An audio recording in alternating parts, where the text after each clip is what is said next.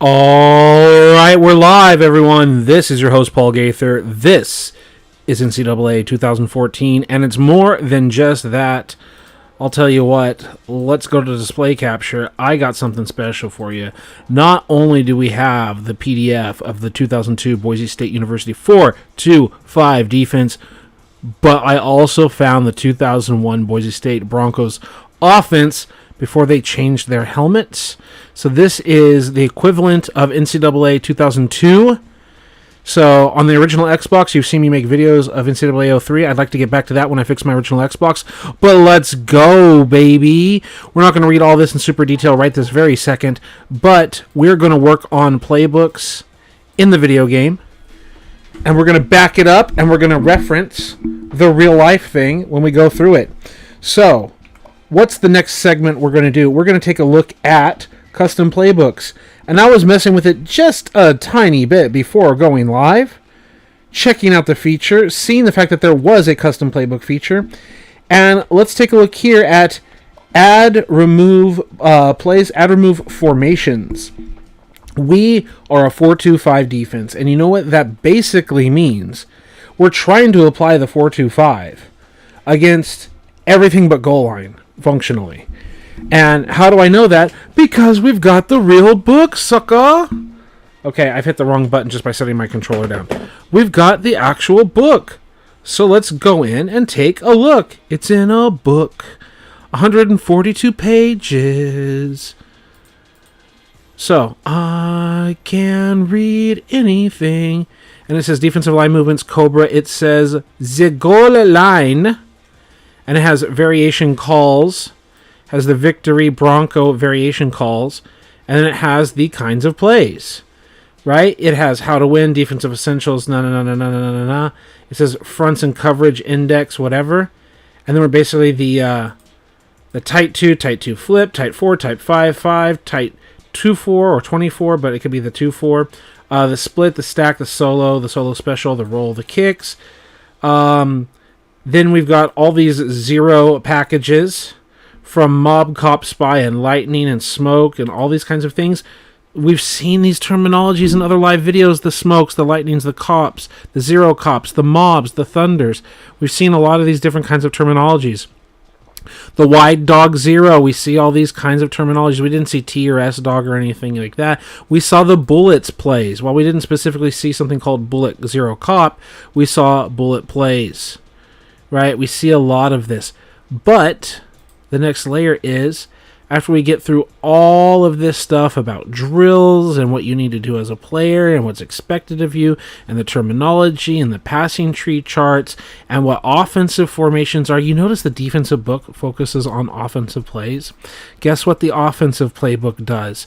After it has the installation chart, which was also added in here, like, on Friday, August 17th, 2001, we worked on the run game and the play action and the screens and And on Saturday, August 18th, was like the actual game or whatever, right? That's what it says. But on Thursday, we worked on this stuff. Like, there's the install.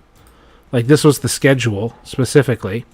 But beyond that, they had offensive terminology, just like we had defensive terminology. And we have the offensive procedure and the numbering system and the positions and how you should huddle up. We don't huddle in a circle. We have the offensive line here, and we have the quarterback, and we have these guys when we talk to them, because that's how it was, and later it becomes a circle in some situations. The huddle sequencing and the cadence and all of that, automatic checkoffs, and then it says red ball, game-ending situations, 2-minute offense. We can look at all that stuff, alignments and groups, shift procedures and adjustments, alignments, all this offensive stuff. And then we get to defensive identification. So it's not the first thing there, but again, they're talking about gaps. They're talking about recognition. They're talking about the coverages. They use different terminology for coverages. I am accustomed to the Kyle Shanahan cover 5 means 2-man under.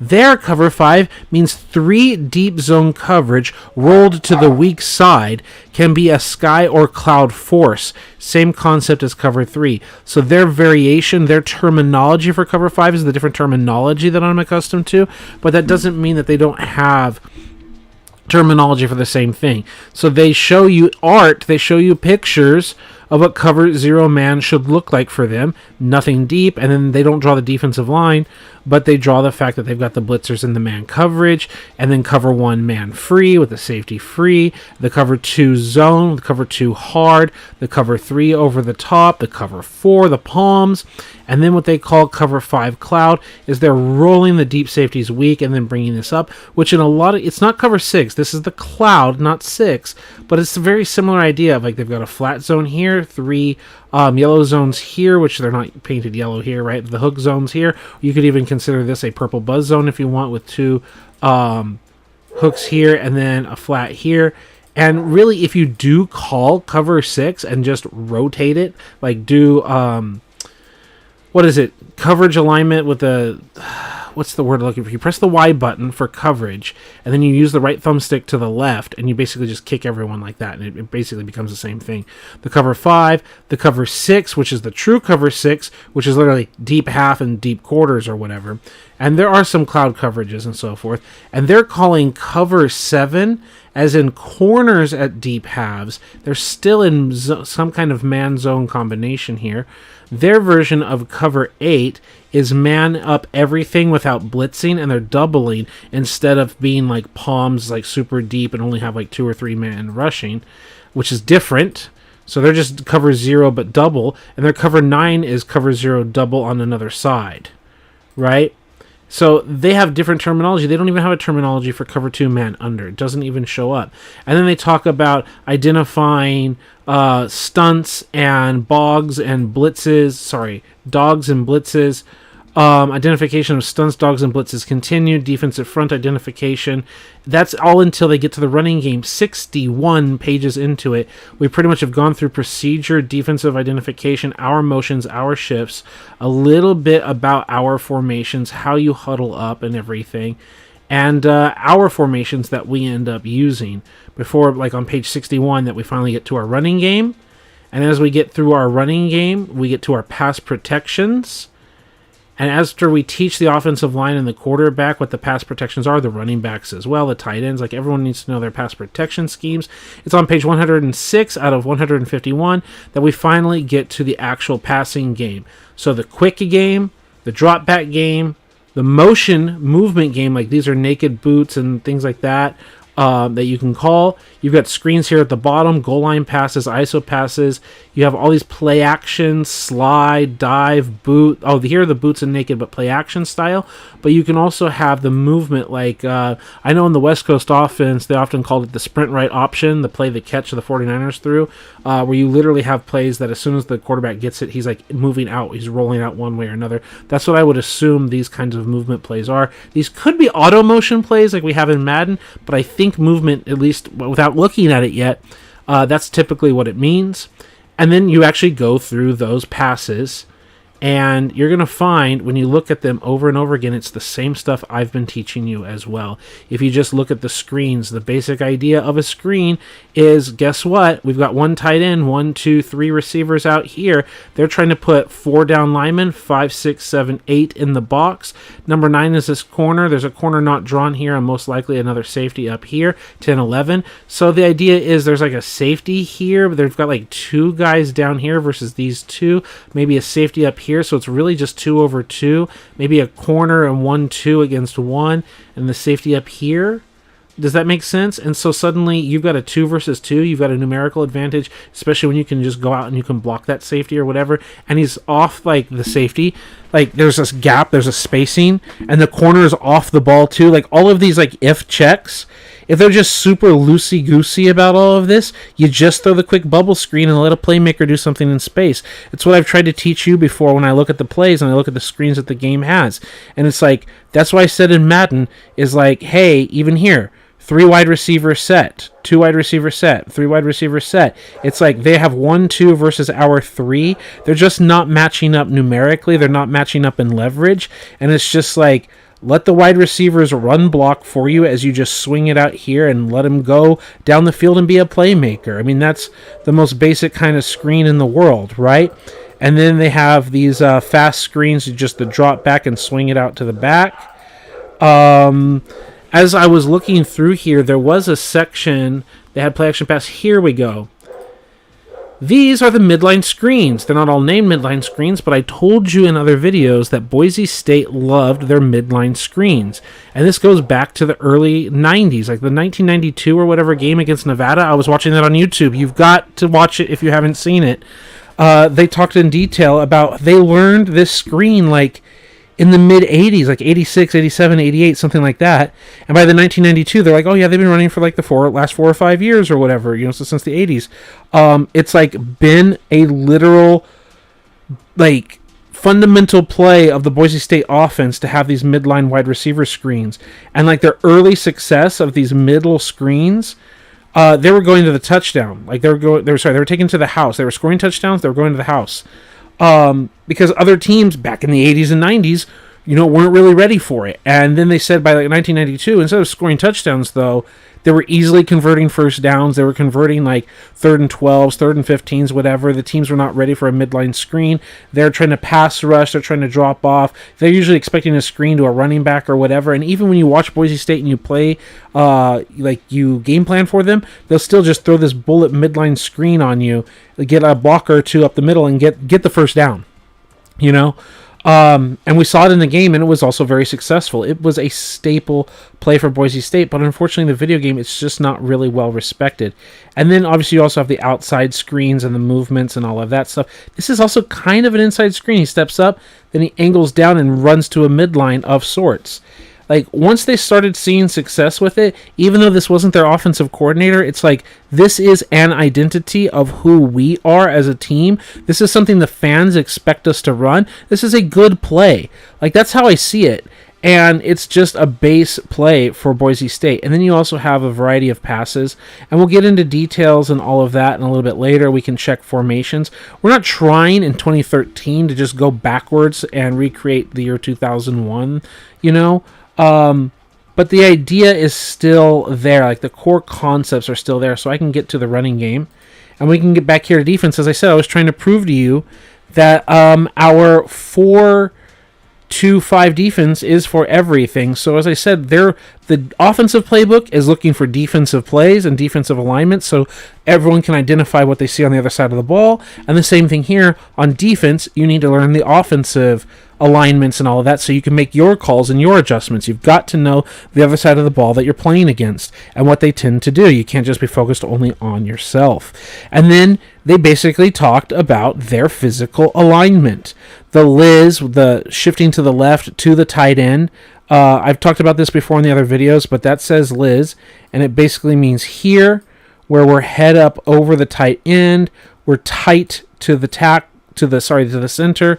We're off the guard. We're tight to the tackle. We're not out wide. Like, this end is not like out here.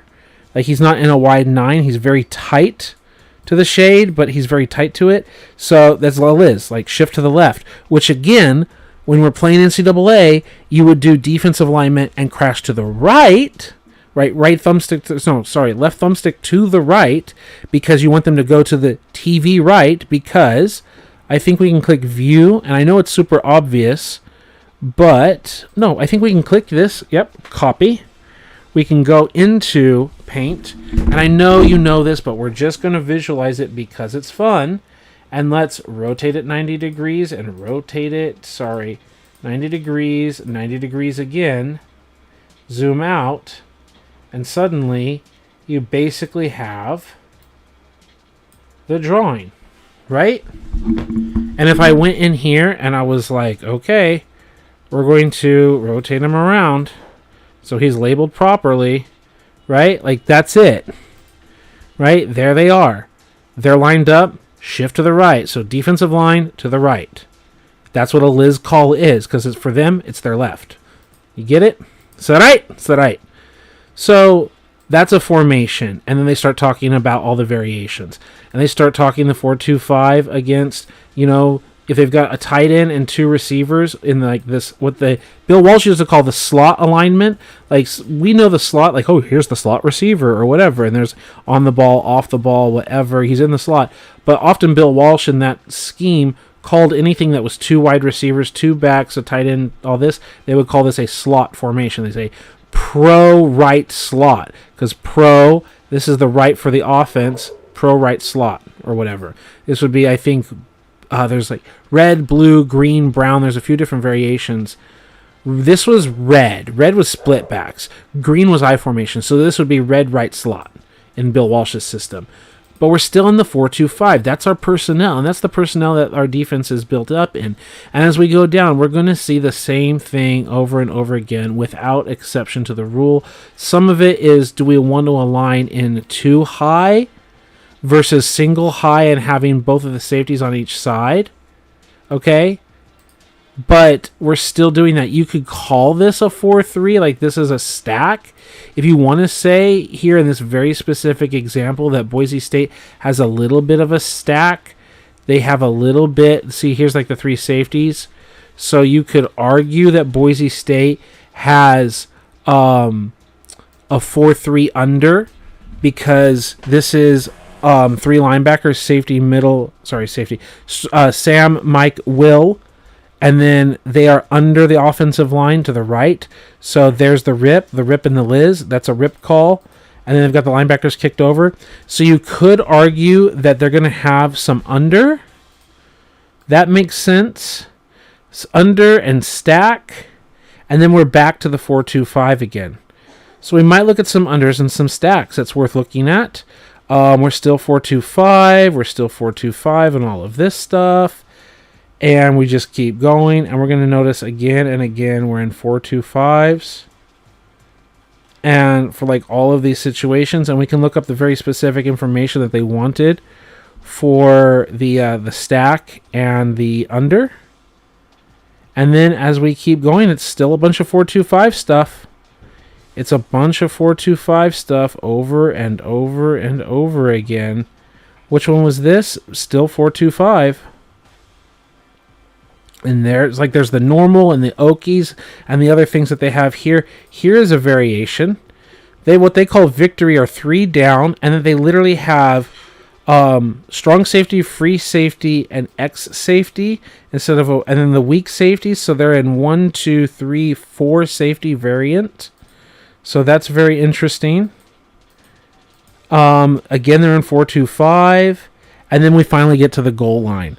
So, with that information in mind, let's go back to the video game. Let's check the comments section. Comments section says, I was on my way to bed, but let's go. Hello there, my friend. Hello, Michael. Let's go, Denny. Not ignoring y'all, just kind of getting to my point so we can get to this next section. Love having you here. I'm trying to set up a more active schedule so that you can depend on me, rely on me, or whatever, that I'm going to sign in at like 7:45 or 8 p.m. whenever possible.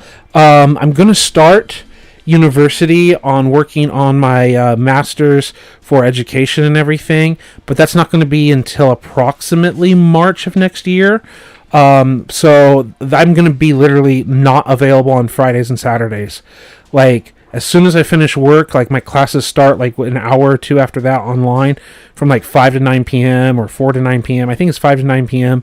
And then like Saturdays from 2 in the afternoon to like 9:30 or something in person. So there's like online and digital classes, but that's going to be next like school year and all that March time frame. But between then, I want more consistency. So we go here and we're going to like create plays, and like the 3-3-5 not used, the 3-4 not used, 4-2-5 they use the normal, the Okie across, the over. Like these are just like the alignments. If anything, Okie across, I didn't see it. Okay, I didn't see it at all.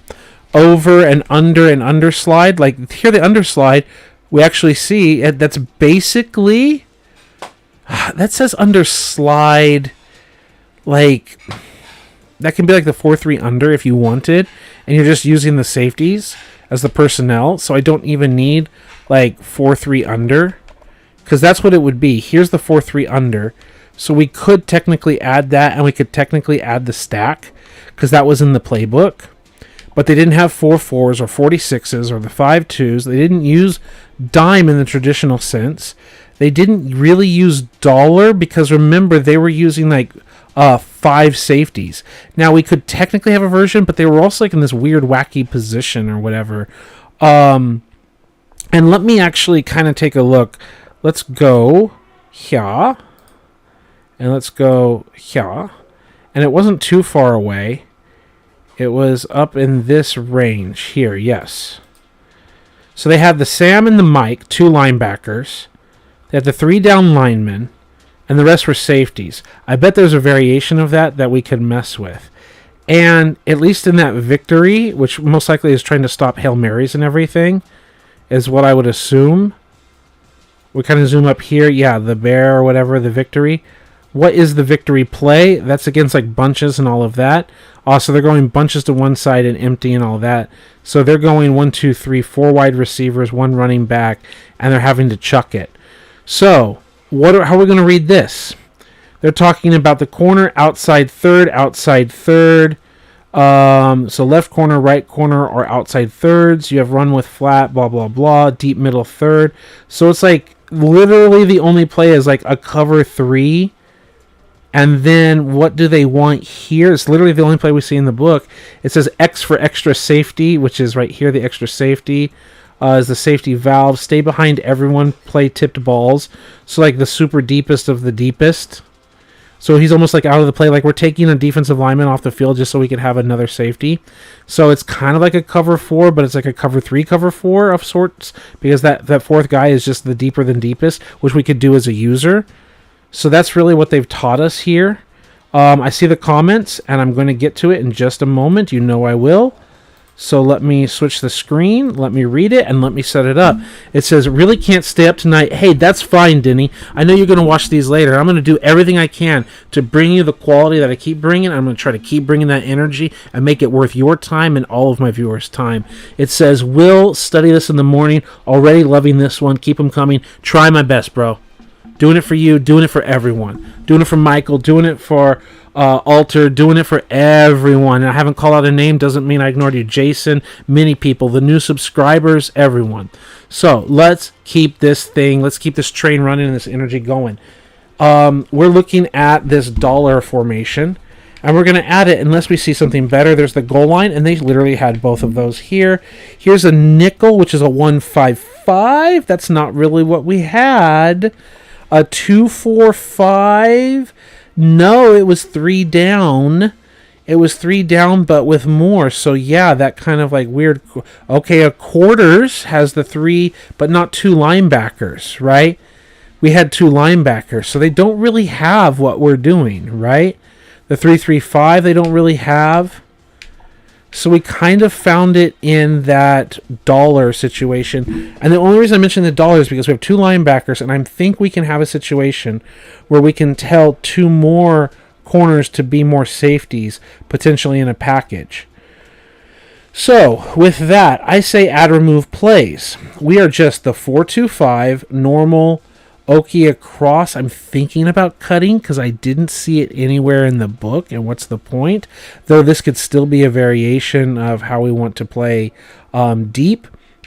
The over, the under slide, then the 4-3 stack. We can mess with this, and we can see what the assignments of the team are, and the 4-3 under, what their assignments are supposed to be. But let's take a look first at the one we did actively look at.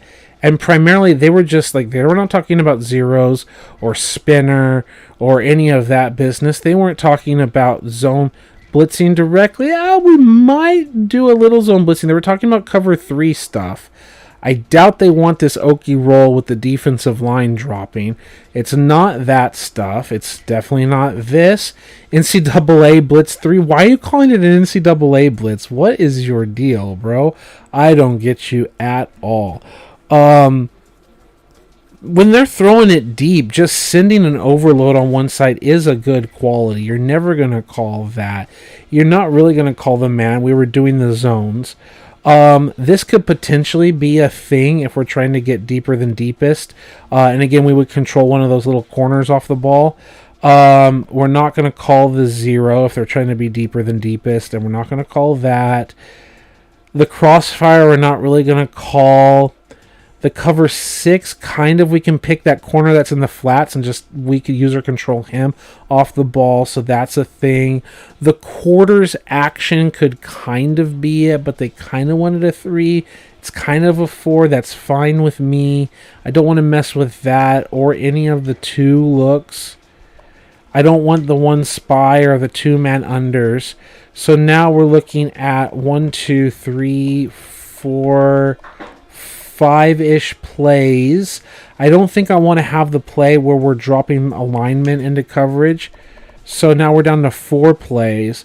So we've got a cover 3 blitz, a cover 3 blitz, a cover 6 version of a 3 and a 4, right? So if we have 4 plays, there's not one that I really want to take out.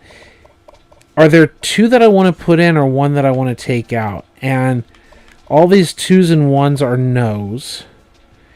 I don't like having like the flats of the flats. What's the point?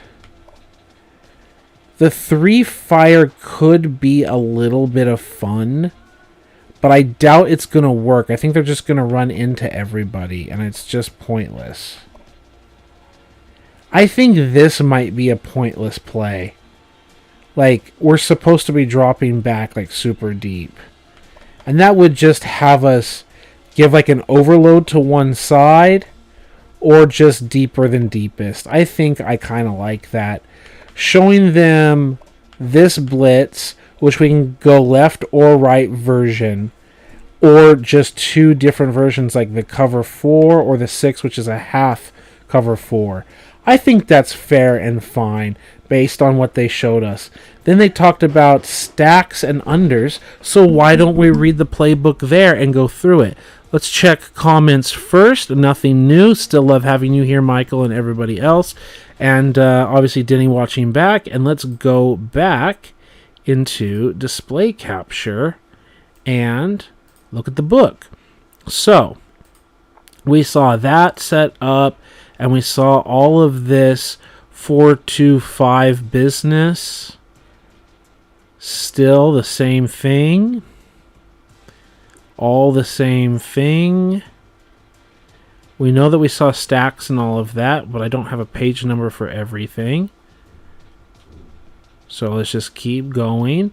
So one of the things as I'm scrolling through, the point of the 4-2-5 is you're functionally like in the box, right? I'm just going to explain here. We've got 4 down linemen, and we've got 1, 2, 3, 4 in the box. Like, we're trying to run support. We have so much talent in the safety room, which is also on purpose by design of recruiting, because we know we're playing this kind of defense, so we're of course going to recruit lots of safeties and try to like coach them up, and corners and all that. We're doing this literally on purpose. Our focus is less on linebacker and more on safety. Not that we're ignoring individual positions, but that's a point of emphasis, a POI for the team. And so if they come out nickel, we've got defensive backs. If they come out in dime, we've got defensive backs, right? Like, we don't need a 3rd and 4th corner.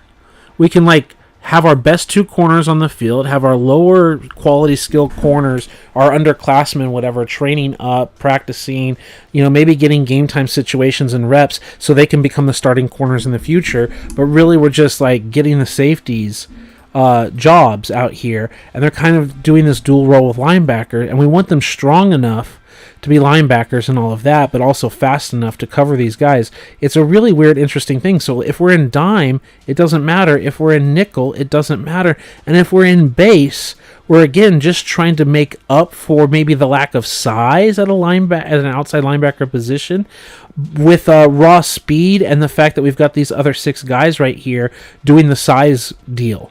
Right, they're the ones eating the blocks, and we're just trying to have safeties hard hit the running back. So it just makes a lot of sense, and in a lot of ways, this kind of defense in real life is considered cheese when you used to play Madden online, right? People would like, oh, you're not in your base defense, you're in like nickel against the base or whatever, and it's like, bro, I'm in frickin' dime if you want to call it that, with my safeties. This is like literally before Madden could get online. Like Madden 2003, the year 2002 is when you could get online with Madden, and this was being used in college football, but not a lot in the NFL, but it's still a good idea. So, anyway, we get back here and we're still, no, this isn't the stack, and neither is this or this. I don't want to just quickly like skip through it and just scroll too much. I still see the 3 players. I still see the weak safety and all that. I see strong safety, free, and weak safety. Here we go. We finally found stack 4. And it's only this one play with the little art. Yeah, before they go back to here. So let's look at the play. Let's look at the art. Some of the art here talks about reading left and slice and rolling. A Bronco look, like it says check to Bronco, check to roll, check to roll. Like some of these looks like you have your check calls if they come out in certain fronts and all of that. But what are the responsibilities here, first of the corners, which are going to tell us a lot of things? And they say quarter of the ball, head up to 1, man-to-man cue, swing deep to number 2. So we've got kind of man-to-man coverage of sorts. What are the safeties doing?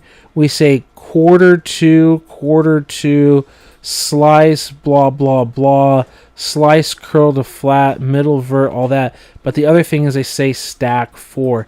And it looks like a base cover 4 defense kind of shell, looking to the number 1 and all of that. So let's go here. Was I just not showing my screen like that, like I intended? Wow, I don't think I was. Wow, I have failed hard. Okay, just to show you, here it is. I'm so sorry. Again, left corner, right corner, say man-to-man clue to number 1, swing to deep number 2, which to me is if they're in a post-wheel combination, then like you're taking the number 2 that wheels. So this looks like quarters coverage. It also literally says free safety, weak safety, strong safety. It says 1 quarter to the number 2 to the number 1, quarter to 2 to number 1. Like those are our keys and ideas. And they talk about middle verts and slicing the curl to flat and all of that stuff. So to me, that's exactly what we're talking about. Here. What is going on? I could swear I was showing on my screen, bro. And then Michael says, how you been? I learned that this whole week I'm off work, so I'm going to watch YouTube and play Roblox. That's awesome, man. Okay, yeah, it's been my intention to show you on the screen. So, display capture here. No, that's not what I want. I want this. I'm so sorry if I'm embarrassed. Like, I thought I had everything done. Man-to-man clue, swing deep. I was trying to show you this stuff on my screen. I'm so sorry that I haven't been. I feel like a terrible instructor here.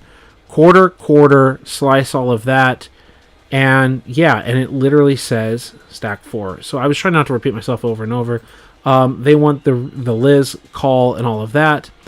And now I can show the screen as intended. So now I've got it messed up. And then it says Negodamus, the channel that I was subscribed to had 0 to do with time-wasting sports. The channel that I subscribed to had 0 to do with time-wasting sports. That's cool, bro. I don't know what you're expecting. Like, if you subscribe to me because of a 9/11 video and you literally didn't look at my entire channel, like you literally click all videos I have and I literally look at the description that literally says, I'm just rescuing this video, that's a you problem, not a me problem, bro. Like, that's a you problem. Like, if you're Negrodamus, you're Nostradamus, like, you can't have the foresight to literally look at what's actually the content on the channel, actually look at the 9/11 video and the description and how I'm just rescuing it for the sake of posterity, of historical, like, relevance. If you literally think nothing else on the channel, that's a you problem. So, we're going to continue. And then Retro Rewind says, huh? Exactly, bro. And then that's the point. So, let's get back to business. And that is to say, in the stack, they're showing us cover 4 concepts. They're not messing with 3 at all. And the beauty thing about cover 4 is you can have variations of 2 or whatever. You can show too high with Wilf like 3, but I don't think the punch seam matters at all. The Sam 2 stuff, you're not calling this for that. I mean, you could call this in a goal situation, but again, I don't think that's our purpose. I can put that in my back pocket to keep it. We're definitely not doing this according to the playbook or any of this. They're not having any of this kind of stunts or any of this business. They're trying to keep it simple, stupid, right? That's their goal. We're not doing any of this or this or this or this. We're not doing any of this. Cover 6 can be like a roll, but they're not talking about like a zone 6 anything. This is the core play that they were kind of discussing. 3 sky, like the safety rolling down, is not their issue. Buzz makes more sense. Like what the safety can do than the weak side seam makes sense. The sink can make sense both in like a goal line, not a goal line, but like a short yardage packed situation, and how they can make exchanges. The buck 2 sink a little less so. Nothing talks about like playing the flats. Definitely not a cover 1 press, none of this. And 2-man under literally still has that concept of keying the number 1, and then you can have the safeties, and instead of covering deep, you can like say cover inside with the safeties. You can press the Y button and then right thumbstick down to pinch it. So we've got 1, 2, 3, 4 plays here, 5 plays. I might go with a 6th play, though I'm thinking about cutting this because, again, it's not really what the playbook is about, and they don't tell the corners to play those hard positions. I do like the buzz call. The sink I like. Yeah, the only thing I don't like about 6 is we're not really doing that kind of thing. I don't know, bro. I think 3 plays is enough. And then we're going to go to the stack. And actually, I think the stack is what the play was it? I'm going to double check on my own. We were looking at stacks. That's my bad. We can look at under in a second. I messed that up big time, but it's ain't no thing but a chicken wang, right? So again, we know all of these things are nose, nose, nose across the board. The fire, probably not really. That's not the purpose. Not the safety blitz or any of this stuff doesn't fit the kind of defense they wanted us to run, right? This kind of fits. This kind of fits. Like we can user control that corner as we want. The buzz makes sense. The regular 3 doesn't, but we can keep it for a moment. We can keep that, cut that, cut that.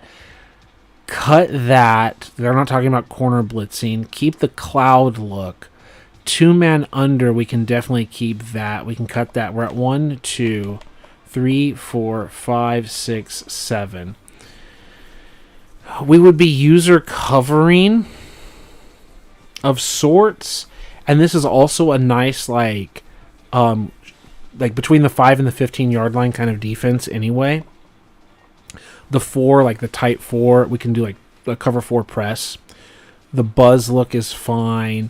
Yeah, I can kill that play. Gives us 3, 4, 5, 6, and we're kind of good at this point, right?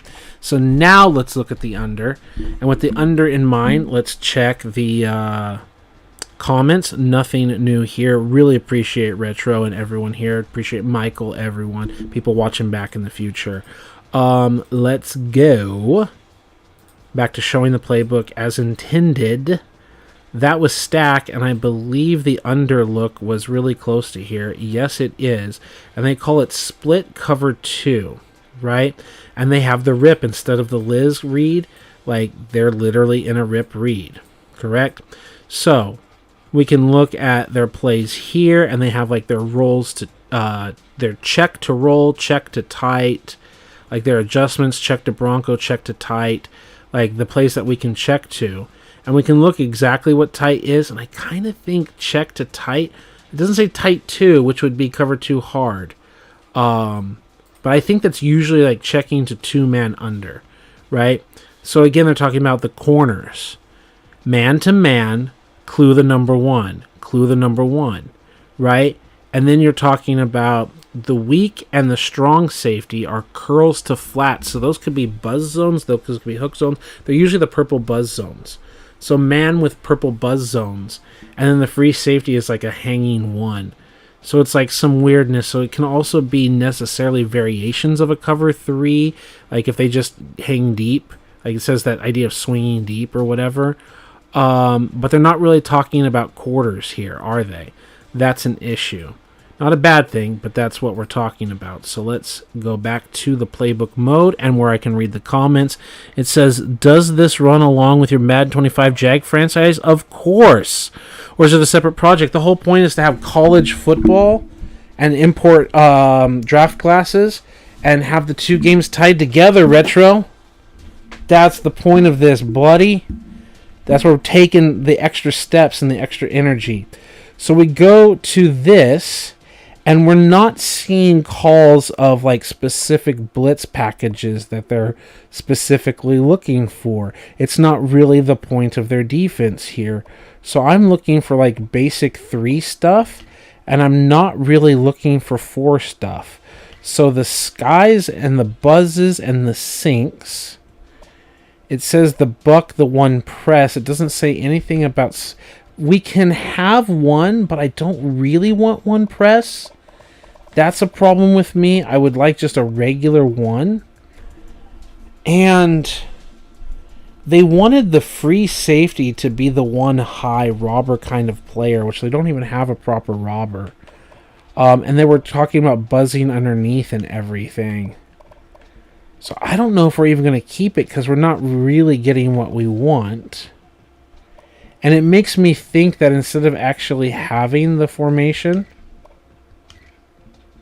is that we should potentially just stay with stack and then slide over.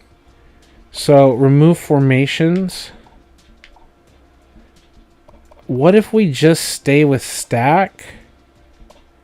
There's over and there's over odd. Maybe we can try over odd, but we can also try stack and just shift players and mess with plays. So let's add remove plays here. Let's again go to the 4-3. Over odd and see if we find anything we like here. It could very well be. We don't want strong 3 blitzes or anything of that nature, and pinch 4s or any of this. We're not talking about crossfires or anything. They weren't really talking cover 4s or that. They were looking more into the 3s. That's what the purpose was. 3s and 1 robbers, and there's a 1 robber. So that was really the goal here that they were looking for 1 robber flowing, and then different 3 checks. So we've got Cloud. I don't think they wanted Cloud. Even though they did properly say that they wanted the free safety high. We could get a Cloud, a Buzz, a Normal, and a Robber. That's 4 plays. And is there a zone blitz where we're just sending 1 and replacing another? Is an interesting question here. The fire, we're removing a defensive lineman, which I don't like. The weak slant. Not a fan of it, though there are some plays that it can kind of work in. I think we're just happy with these plays, and we might even remove the Cloud. 2 in the middle, 2 in the middle, 2 in the middle, and they're just in various forms with the robber. I think the 4 plays are just fine as is. Okay? And then we go back to the 4-2-5, which was the original point. And in the 4-2-5, we're going to look at plays. Now, I removed 2 plays. In practice, in my previous video, we looked at zone blitz and we cut it. We looked at crash 2 and we cut it. We're so far leaving the rest. I'm not saying we're always going to leave the rest, but smokes is a play. Like, it's a legitimate play. We've got 3 in-man coverage in the middle, 2 outside. It's a very balanced, like, run blitzing play. And then this is an overload version. Like, we've got to check some of these if they actually work or if they're just a waste of time. This actually worked. This is just super soft defense. And again, I kind of want this defense we're like 15 to 5 yards to go, and we're all boxed up. And when they run the ball here, your guys still play run defense. But when they're passing and you just flood the zone in a small space and don't give the quarterback any windows, and you also have these like flats in other positions, that means you have guys that can crash against a quarterback run, and you're just clogging the A gaps with your two defensive tackles to try to keep him from running directly up the middle. We can see if it's a liability or not. We're happy with the rest of the plays and how they work together, and we even have proper names. Oki across is one that I don't completely believe in, one that I haven't tested any of the plays, so I'm not removing anything yet. What I'm removing here is, again, zone blitz and crash 2, because, again, they just don't work. Like, we've shown them on footage, they just don't work. Now, same with zone blitz here. In real life, in the playbook, they had a mob 0 cop, but I'm telling you before what I said. Well, I'm telling you what I said before. I have 1, 2 in man coverage, 3, 4 on the right. I have a 5th guy who's uncovered. And I don't like having an uncovered player, like a completely uncovered player. We saw this in our Jaguars franchise.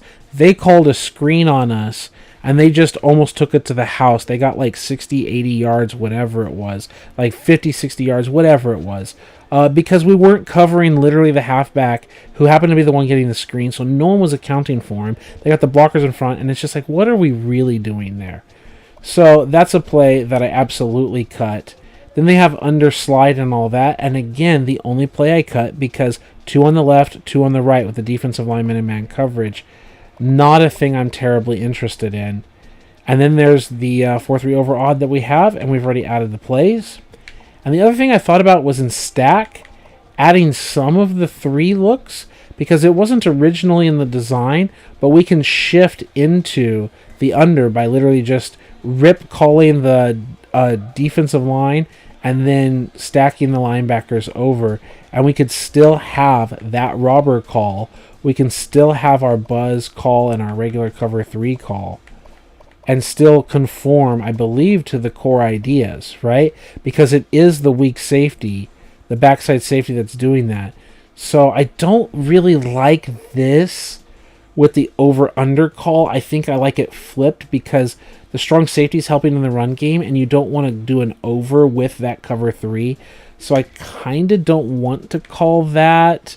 This works a lot better. This has the correct call that you can turn it into an under front, where you under the defensive line and you kick over. And again, they're not talking about blitzes or variations of the blitzes, and none of these work with the under call. This doesn't work with the under call, so we're just adding a play, and then we're at 1, 2, 3, 4, 5, 6, 7. I'm not going to go to 8 and 9, and there isn't a play that I directly think that we're just going to directly cut. But we went from 5 to 7 by going robber, or what? We were at 6 and we went up to a 7th. I don't know. Whatever the point is. But the stack has the plays, and there's not much more else to do in terms of the defensive playbook. And let's click save. Let's click that, and we're saving that playbook. We're saving over it. And we've done a lot of the defense, and there's a little bit of testing that we can do. Would you like to save? I literally just saved, but you know what? If it makes you happy, video game, we'll save after having saved. Okay? And that means we want to take a look at the offense. So if you're willing to go down that rabbit hole with me, I will take it down. I'll take you down with me, right? Let's go. So we're going to go to the defensive playbook and just cut it, because we've seen all the rest. We're not going to read every single page of every single thing, but it definitely helps to at least get a better skim and scan, more than I just did for you previously. The Boise State University offensive installation. They talk about the practices.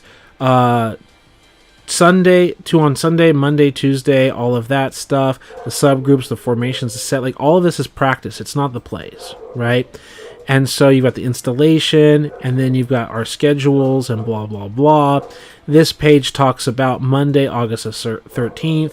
And in the run game, we're going to practice the 26-27 stretch. We're going to 26-27-10, 16-17 spread and arc, the 48-49 sweep, all of that. The zone boots and all of these kinds of things. The passing game. These are the plays. And then on Tuesday, was that Monday? Yeah, on Monday is this stuff. On Tuesday are these things. Like we're having the installs, and you can see sometimes the load's a little bit lighter. Maybe there's more plays. Maybe they have a little bit more time off. Maybe they're in the film room. Maybe they're in the gym more, whatever. But they talk about the offensive installs, and some of the days are blank or the day off or whatever. We get to offensive terminology. A lot of this is stuff I've already used before, and I know that you want. Or not know that you want. I know that you know. 2x2s, 3x1s, the aiming point. Some of this makes sense.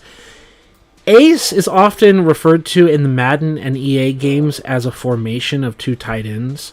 Here, ace is, in terms of blocking, it means that the center and the guard double team versus a shade and a nose guard. So then you usually have ace, deuce, and tray.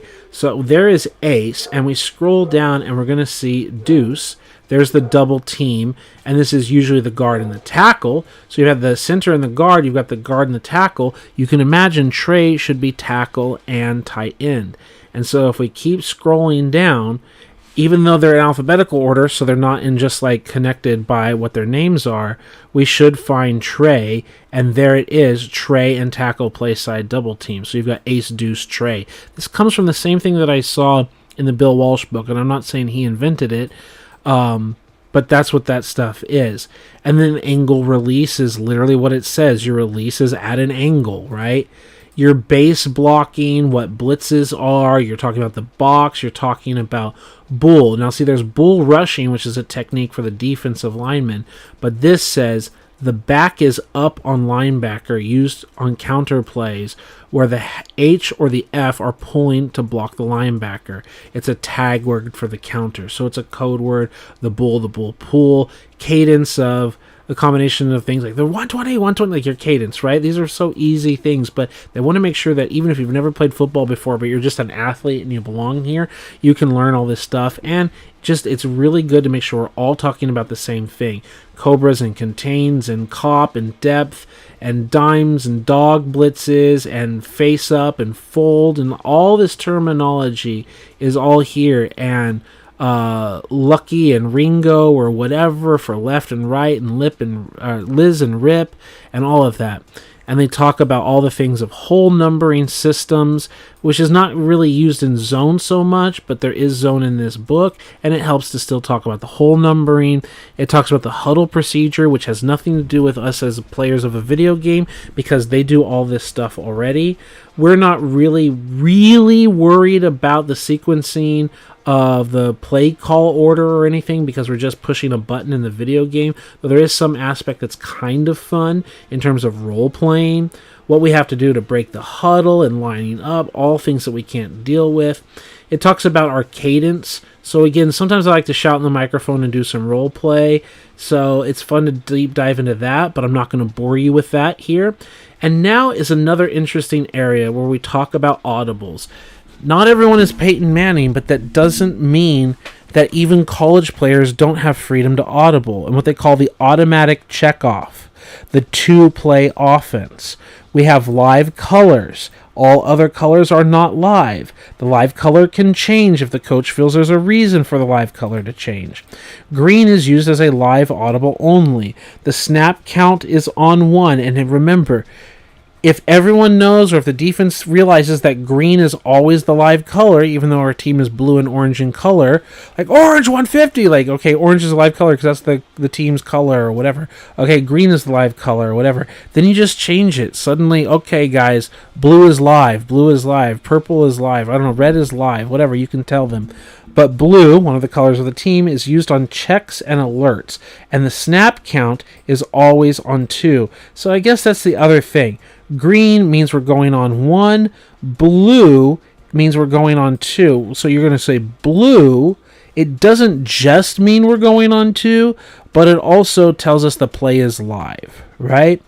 So then we've got a number system here. Again, it doesn't matter in a video game because you just push buttons and switch your plays, but if you wanted to role play, the direction of a pass, which has to do with the pass protection, if you want to run a speed option, a trap play, if you want to run a zone or a power play or a stretch, and you've got the kind of runs, and usually the whole number that you're attacking is the second digit, and so on and so forth. So then it says red ball, game-ending situations. And with that, we can look here. So red ball as a no-huddle offense. This is not a hurry-up situation. We're just getting to the line. Hurry-up is like we're trying to hurry up and get a snap off. No huddle just means we're lining up and keeping the defense from substituting and so forth. So QB calls out red ball, and gives a formation, trio right, trio left, whatever, which is also often opposite of the field. So like the trio is also, if trio right, the field is probably to the right, trio left, it means the field is probably to the left because we're stacking guys up to the field, and so on and so forth. I don't want to bore you. There's the 2-minute offense rules. There's clutch and catch up. Tell me in the comments if you want to hear about this later. We probably will do this later. Then there's the 4-minute offense. If you've never heard of it before, the 4-minute offense is very different than the 2-minute offense. The 2-minute offense, you're trying to score as quickly as possible. The 4-minute offense, you're trying to use up all the clock. The idea is we're winning, we have the football, and there's about 4 minutes to go. There could be 6 minutes to go, whatever. There's about 4 minutes to go left in the game. This might be our last possession, especially if we can get enough first downs. And we're just trying to burn the clock. It says, however, we still need to make at least one first down. The QB will receive the play call later than normal from the sideline, and when the ball is marked for play, he will hold the line of scrimmage, watching the 25-second and not stopping it until it's inside 3 seconds. Not until it's inside 3 seconds. It doesn't have to be the 1 second, and I'm video gaming it, but when it clicks 3, 2, 1, you're going to click it somewhere in there. Keep the clock running, stay in bounds, no timeouts, use all of the play clock. The ball carrier, stay on the ground and make the official take the ball from you. You're not going to get a delay game, but you're not going to stand up and throw the ball to the official to spot it. You're going to take your time. The little things that burn time. We're often going to call pitch plays. As Kyle Shanahan has said, those plays take 3 or 4 seconds to run versus a dive that might take 1 or 2 seconds if you get tackled right away. Right? Do not ask for a measurement. No foolish penalties. Injured players need to get off the field on their own so we don't get a timeout. If you're hurt, crawl off the field or whatever. As the saying goes. Like, we'll help you, but please don't do anything to cost the team time. Use a simple snap count. Don't get false starts. Make sure of all ball handling. We can't fumble it. Be prepared for stunts and blitzes, and they're trying to rip the ball out. Remember that one first down can usually win the game. And why is that? Because if we run a play, run a second down, run a third down, and convert, it's not 2 full minutes off the clock, but it's really close. And then the next set of plays can be of the other 2 minutes or whatever. And even if we have to punt, we've made them burn their timeouts or whatever, if they even have any. And we've really milked the clock. Like, let's say they burn all their timeouts, but we got the first down. And then we milk the clock down as much as we can. And then we punt it away. We give them no chance of winning. And no chance, but limited chance, if that makes sense. The victory offense of just kneeling the ball. It talks about alignment, groups, and formations, which is going to matter here when we have our gameplay situation and we get into the custom playbooks. But again, we're not trying to copy an old defense or offensive playbook, but we're at least aware of things. And it talks about motion terminology and shift procedures and alignments, which don't typically matter. But what are the formations that Boise State ran back then? And we basically have I formation, I to the left, I to the right with some auto motion. We have weak, and we have pro, and we have strong, and we have pro with him being offset here. So there's the change, and there's weak where he shifts into strong, and then here is strong in the slot, and he shifts over into, and I don't know if he's going to start here, be here, if he's going to actually end over here.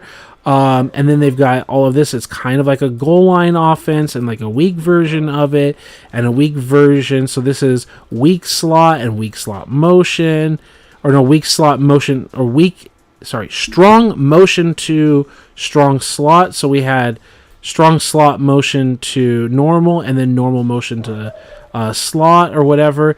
Here's a single back, like this is Chief, basically.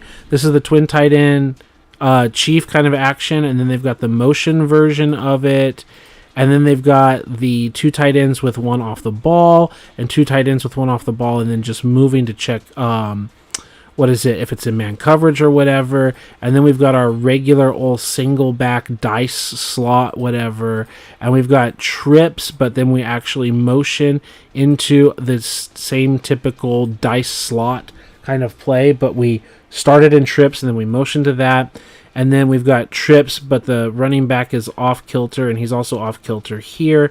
And then we've got twin tight ends trips, and we've just got regular old trips, and then regular old dice slot motion the slot into trips, or no, it could be two tight ends and then motion here. But you see, these are all the basic formations before we get to gun. These are all basic sets that we're all accustomed to back in the day. And then there's the empties and more single backs, but this was in Madden. This was the tight doubles, right? Tight doubles on, whatever. And those are the plays, and those are the formations. The defensive recognition, and the cover 1, 2, 3, 4, 5, 6, 7, 8, 9, and the fronts and the stunts. And then they talk about the running game. And in the running game, we can look at the table of contents and go through a lot of it. Hey, look, zones and sweeps, and stretches and options and sweeps, and counters and bullies and sweeps, and cuts and sweeps and draws. And the belly play is the belly and belly pitch. That's like the fullback dive kind of stuff, or in the pro formation, you fake the fullback and you toss it out to the running back, whatever. It's classic running the football, right? They've got a little bit of zone, a little bit of power, a little bit of inside, a little bit of outside, a little bit of counter, a little bit of toss, right? Like, they've got all those kinds of plays. And do we really need to go into great detail about that? I don't think we do. So I'm going to check the comments. They've got draw plays and all of that, and we get to pass. So let me check here. No new comments. That's fine. Pass protections. So that's offensive line. Doesn't matter. The video game doesn't have complex pass protection schemes and all of that. But pass protection also has to do with how the running backs release and who they're targeting and who the tight ends are blocking, if anyone. And all that stuff is interesting for real football. And if you want me to go over it in detail another time, let me know. I'd be happy to if you think that would make good content. But it doesn't apply to the video game, so I kind of think it doesn't. And then you also have like play action pass protection, where they're like faking it, but then we're actually running passes, and the rip Liz. So that again is stuff in College Football 25 that they actually have that kind of stuff. And the counter naked and the bootlegs, like, because here it's pass protection, right? Which means that it's a counter play action that we have. And I think there was like the pit counter play action, whatever plays, like the pit for Pittsburgh or whatever. They have all that kind of stuff. And it's just all of this pass protection stuff, which again, doesn't really concern us as users. Maybe in College Football 25, there's a thing or two you could learn if you were so inclined. And it's on page 106 out of 151 that we finally get to the passing game. And in it, there are the play-action passes, there are the screens, and I talked about screens earlier in this video. They talk about movement, which I'm interested in. And then they have the quick game, which are going to be like things like slants, sluggos, and all of that, and the regular drop-back game. So, let's take a look here at smoke hitches. And I want to call your attention to a core thing about real-life football versus a video game. Many times, you're going to find that multiple, if not all, receivers have options. In real-life football, they can run all curls, but based on the leverage, the alignment, are they one-on-one? Is the corner like attacking us?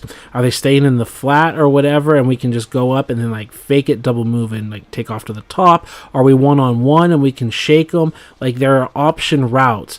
and you're not just stuck with all curls. So there's a way you could role play to say that if you call an all curls play and you see something pre-snap and you want to hot route it to a go, but don't be hot routing these to ins and outs and things of that nature. Just, you're only allowed to hot route to go for those specific receivers, and that's it. Now they talk about smoke slants, and I was taught that this kind of combination was called a dragon, and double slants are called lion. They have the names falcon and smoke and all of that. The name isn't important. Here, this was basically the lion call, so you can see that they're looking at a lot of variations of dragons and lions and double lion.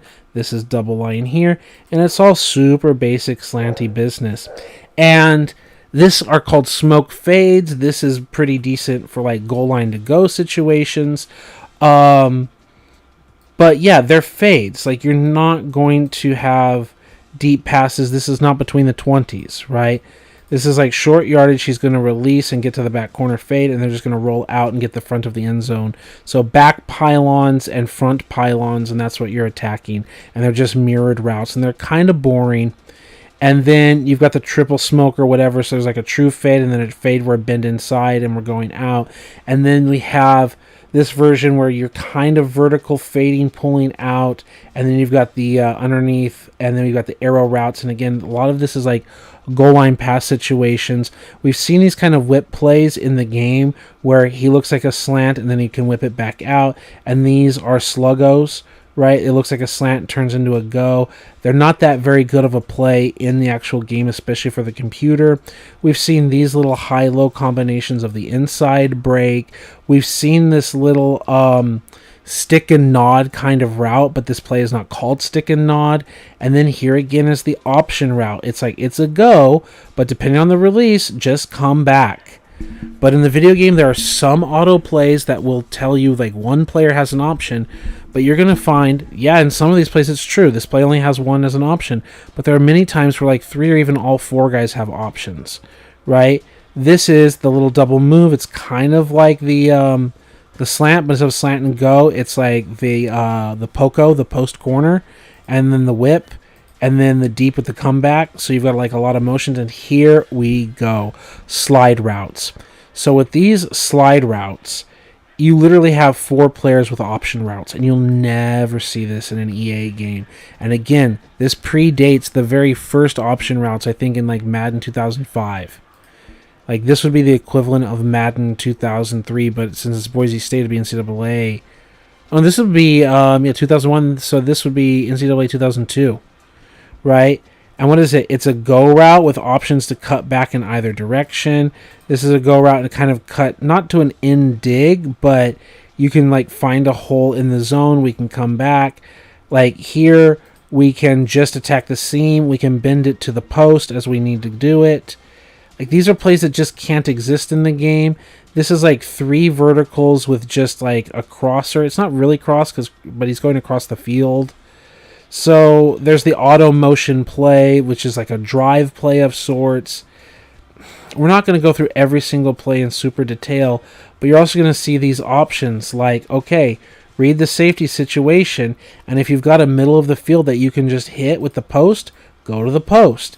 If we've got another situation where you feel that we can do this little high-low combination out here, attack that. Like, you have the options.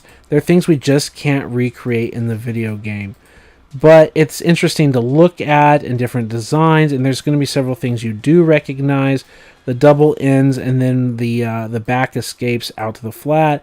And this can even be a little crosser here with this tight end and this player. So you've got double ends. You have crossing, like going one direction, going the other direction, and you also have a combination here.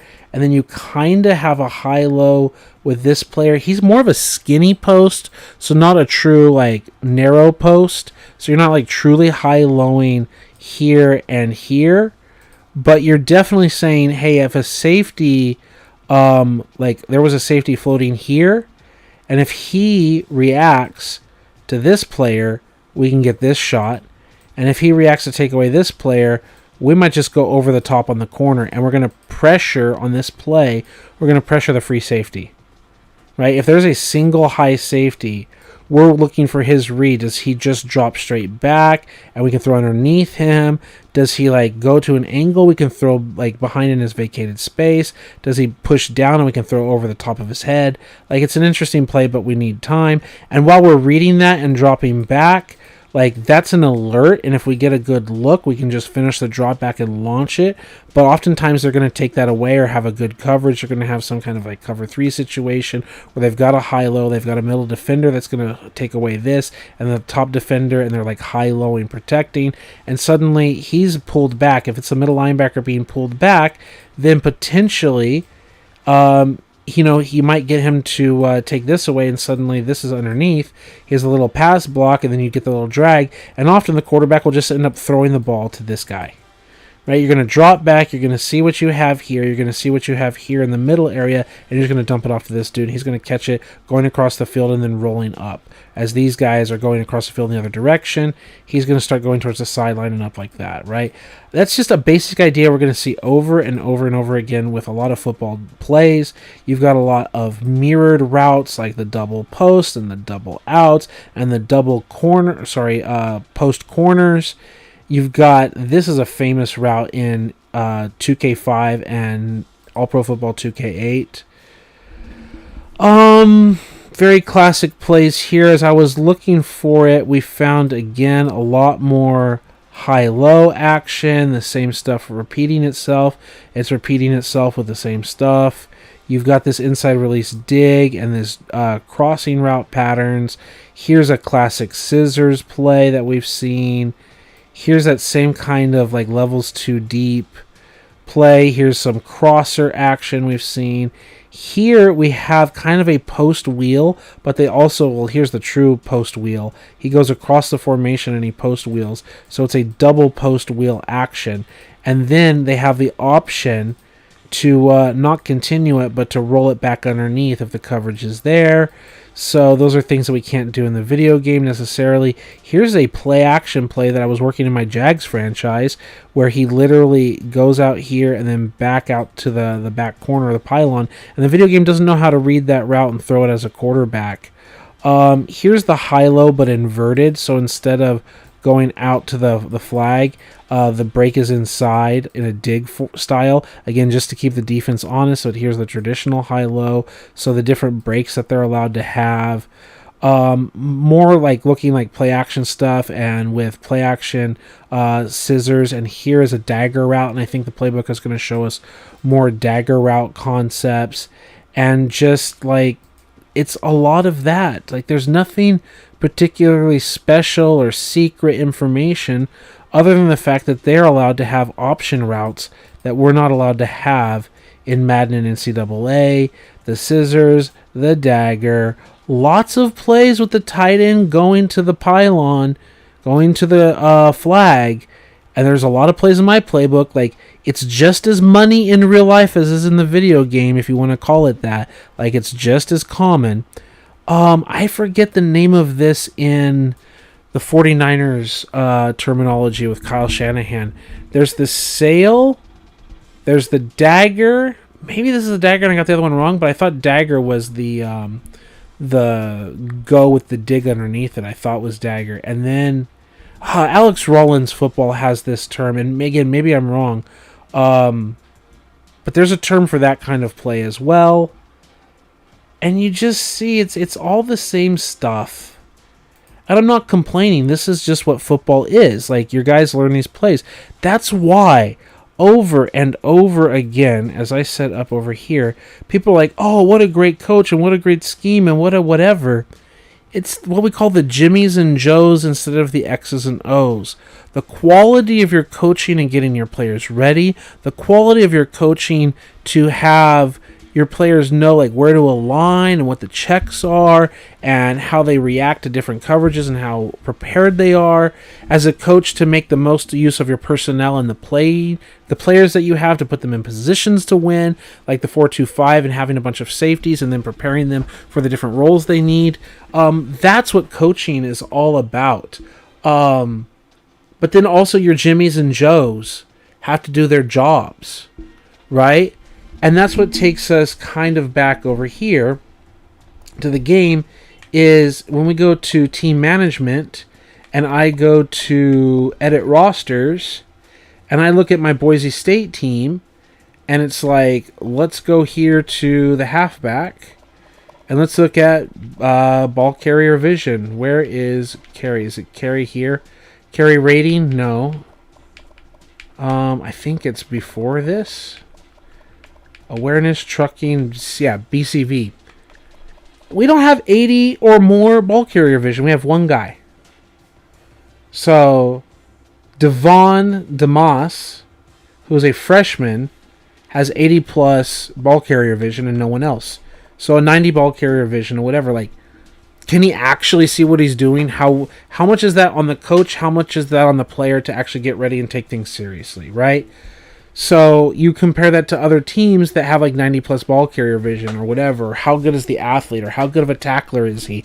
How much is it the responsibility of the coaching staff that this senior red shirt is like trash at tackling?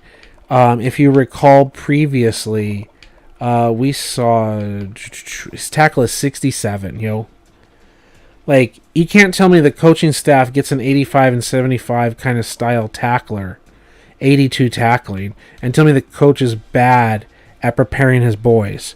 It just seems more like the Jimmy and Joe's guy. He's not really, living up to expectations, but he keeps a job on the team because he's got this 77 power moves, and he's got the athleticism, and he's got the awareness, and he's got the play recognition, and he's got like the zone coverage, and he's like got these other skills. He's just not the best, cleanest of tacklers. But that's also why he doesn't see the field, because he's a liability to get his tackle broken because he's not doing what he's supposed to do. And other players can tackle better than he can, but maybe he can do other things better than they can. So it's like a trade-off.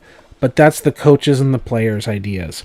So, with that in mind, we're going again to custom playbooks. So, custom playbooks. And we're going to say, create an offense. And it says multiple base offense, whatever. And add, remove plays. So, apparently we've got Ace Big Twins, bunch spread, and just this, the Statue of Liberty play. I don't think this game does it really well.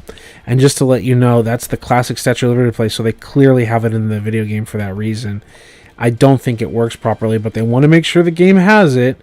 Is the wide receiver screen is a play that they really used, and then it set up the statue play.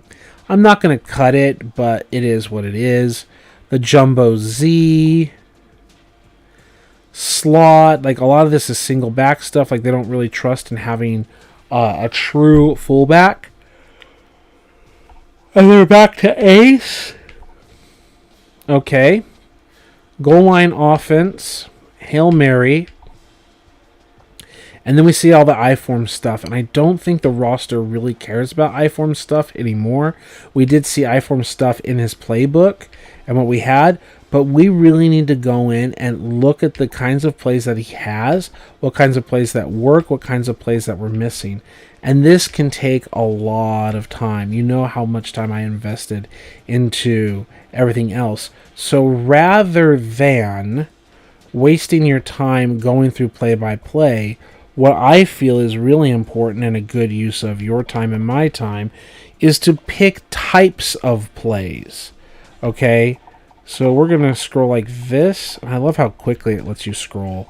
Though I still prefer the PS2 style of just clicking the trigger to change by, what's the word I'm looking for? By letters. Okay? Uniform options, just the classic blue. Let's get it started. Actually, if I go to playbooks, multiple D, there's our 425 defensive playbook that we have. Loading, I wonder if it will also save our profile. I wonder if it will save our profile or not.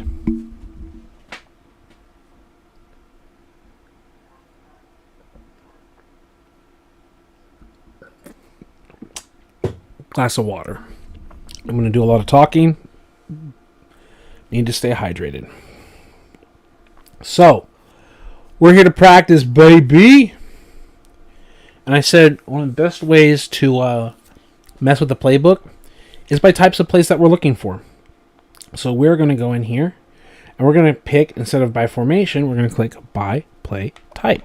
And something that we used previously in our last game to try to help us win the game were pitch plays.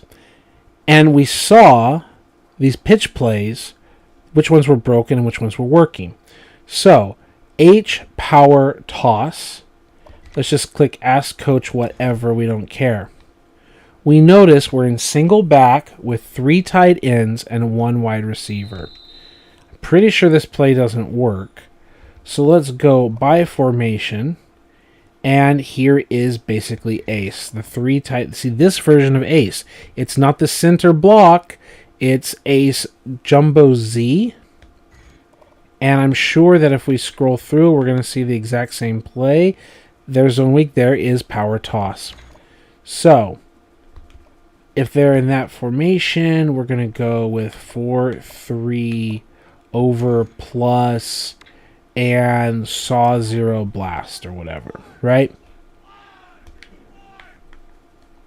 We say send him in motion. And we can see the problem right away. I've talked about it before. We saw it in the game. And that is to say, the freeze, right? So they pitch it out, wait for it, and frozen in place. You see that? We're going to go. All the other players will be moving, but we're frozen in place here. Yeah, that's where we're frozen.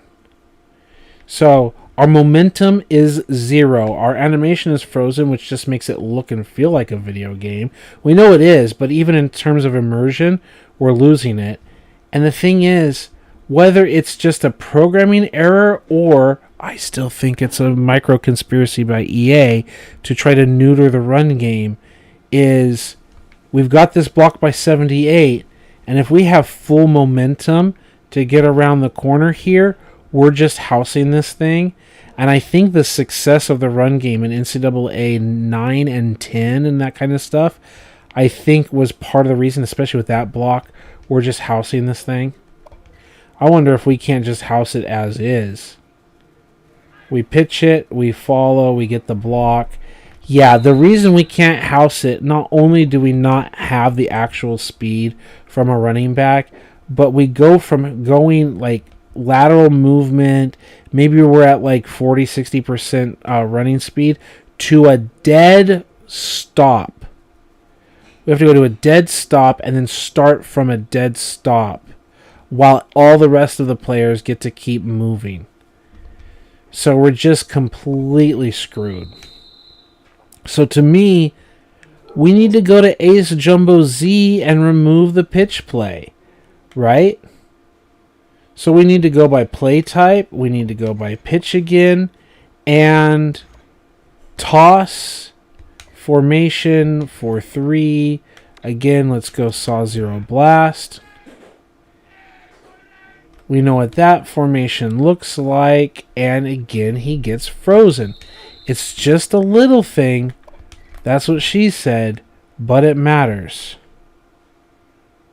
Frozen. All momentum completely stopped, and then have to restart. Dead. Right? Pitch play. Halfback strong toss. Over plus. No. Over plus. Saw blast. So 3 wide receivers. Or no, it's not 3. It's a 1x3 trip, single back, like all of that. And you can see, I don't care that I got yards. He's again frozen. Right there. Frozen. And then he has to keep going. And when we split guys or whatever, it's just trash. You're like, Paul, they're all going to be trash. They're not all trash. That's the scary thing. Quick pitch out of bunch.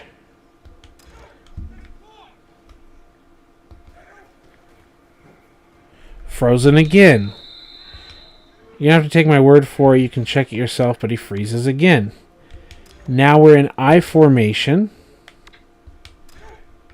Just classic I formation. And frozen again.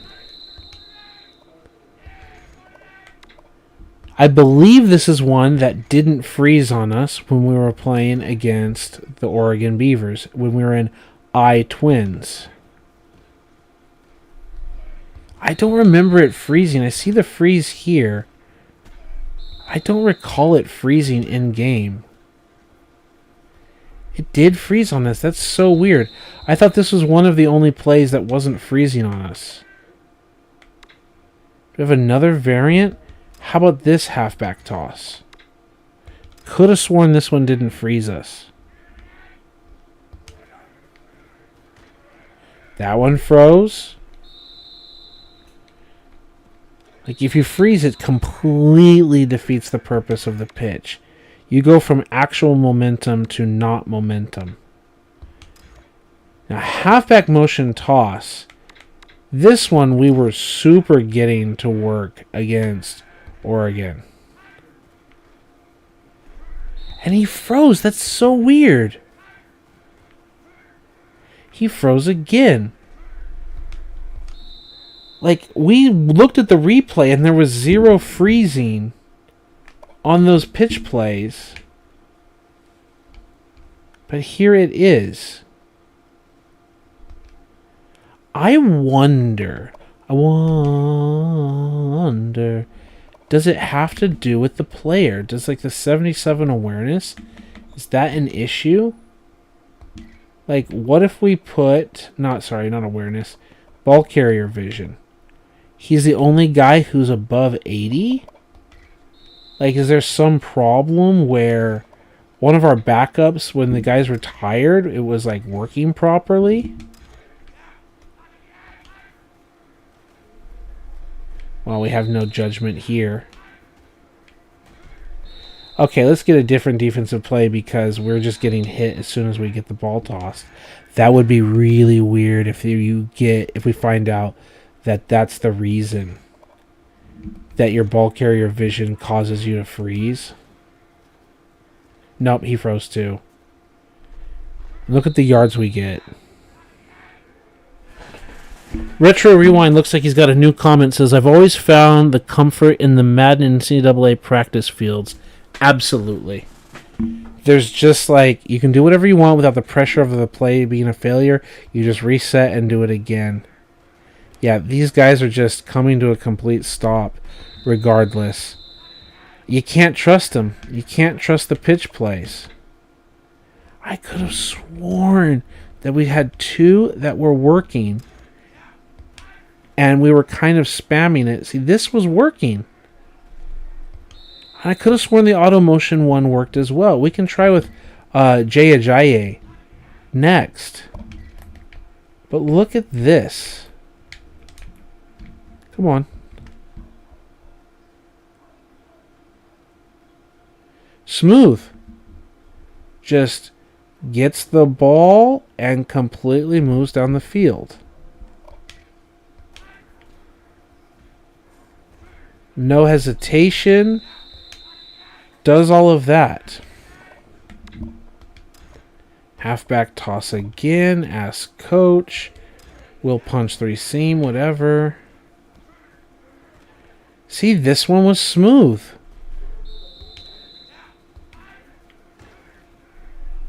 Okay, we got tackled. Just smooth as butter.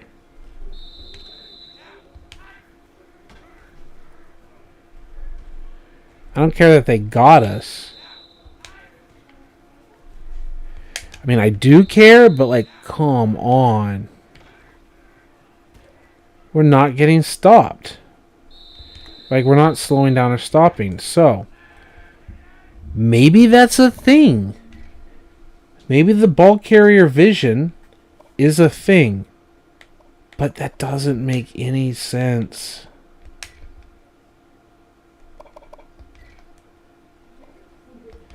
Pitch. Halfback toss. I don't care. Cover 4 them. But he stopped.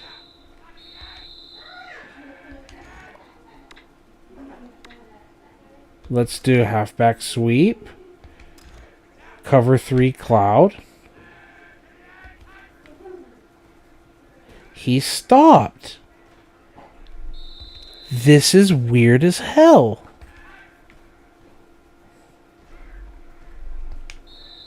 That's so weird. Now we're going to have to test this with other running backs. Okay, I guess the next layer of testing is, let's again replace here and try the other plays where they were stopping. Let's try halfback power toss. And let's read the comments. It says, run the play and don't touch the movement stick for a test. I was doing that, like I was just, okay, it's me pushing it. And then like, let's just like let him run. I'm not going to touch anything. Just tap the A button. And see, he kind of jerks right there. He tries to jerk up the field, right? Tosses it. I'm not going to touch anything. It feels like he didn't stop. It felt like there was a little jerky action where he was trying to figure it out for himself.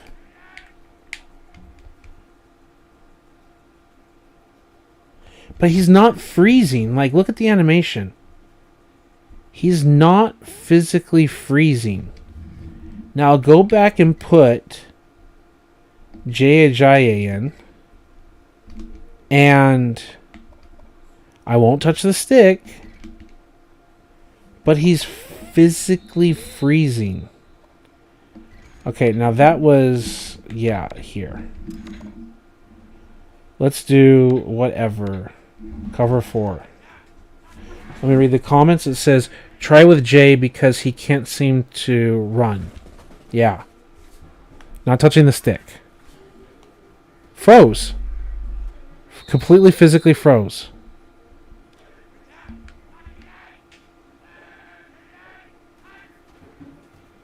Froze. Like, came to an unbelievable frozen stop. Like that, right there. Play it super slow motion. Frozen. So, the next thing to do is to quit practice. His ball carrier vision is 77. Edit his rating to be like 80, 81, 82. Be 79, whatever. But remember to go back to 77. Okay? Team management. Edit roster. All positions. Okay. Here.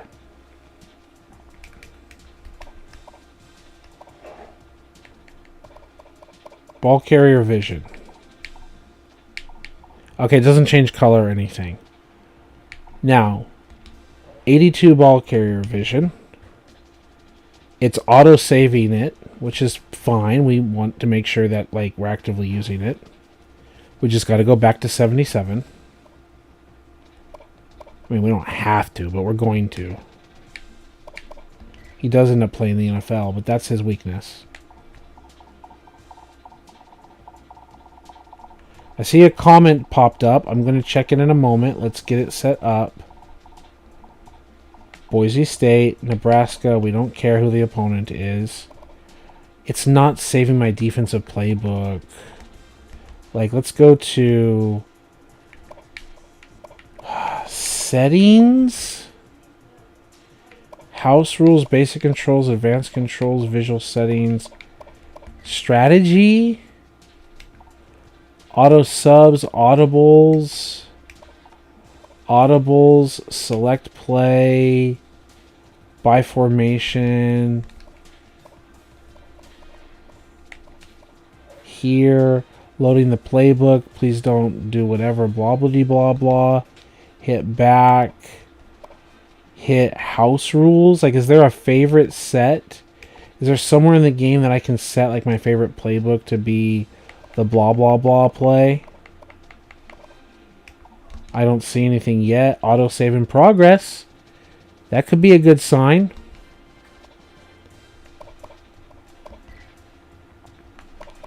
Practice. Right, let's check more all these comments.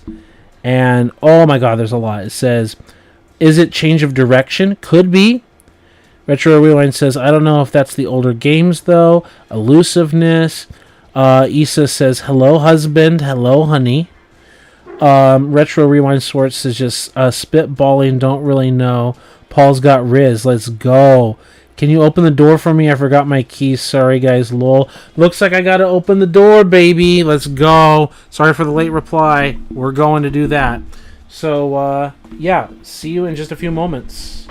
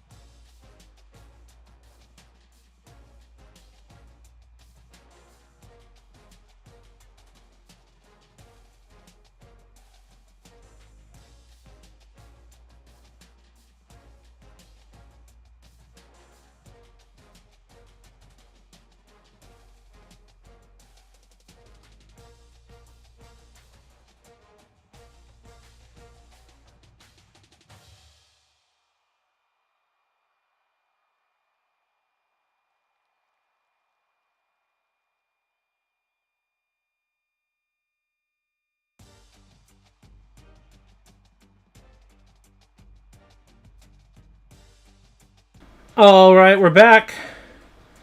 So I hope that didn't kill active viewership.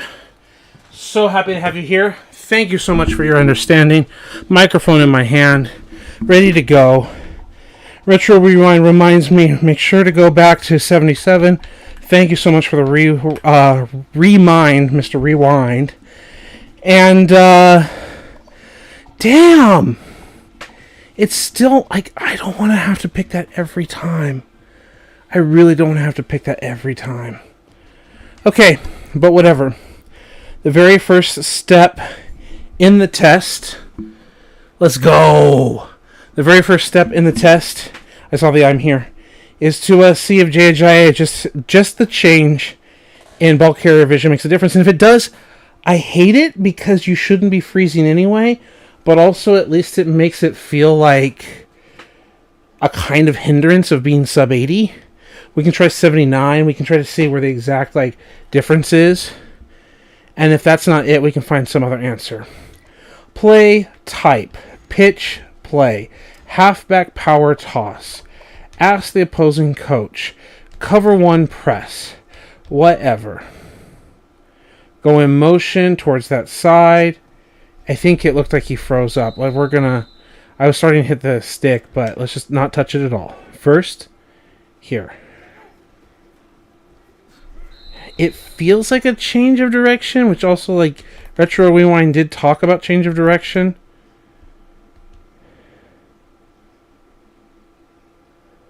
He froze again. He's here, and then switches. So now let's just again check our other player. What else does this player have?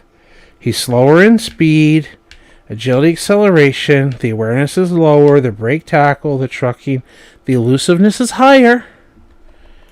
Will everyone else do the play normally except for Ajayi because he's below 70 or whatever elusiveness? Could be. The ball carrier vision didn't make a difference. The stiff arm shouldn't. The spin move and juke move shouldn't. Catch, carry, all of that. I don't think anything else should be it. So is it that other rating? Well, we're going to remember to go back to 77 here. But while we're at it, we might as well try the elusiveness. And that's 79. Let's try 77. 2 points lower.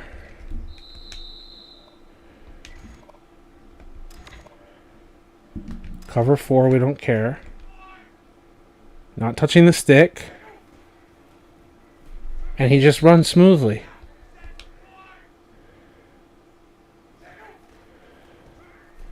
He just runs smoothly. That's got to be it. So now, let's quit practice. And by the way, Retro Rewind called it. Full credit. He called it in the chat. He made the called shot. Deserves the credit here. So let's go to edit rosters. And let's say all positions. No, we're not going to rename, sorry. Halfback.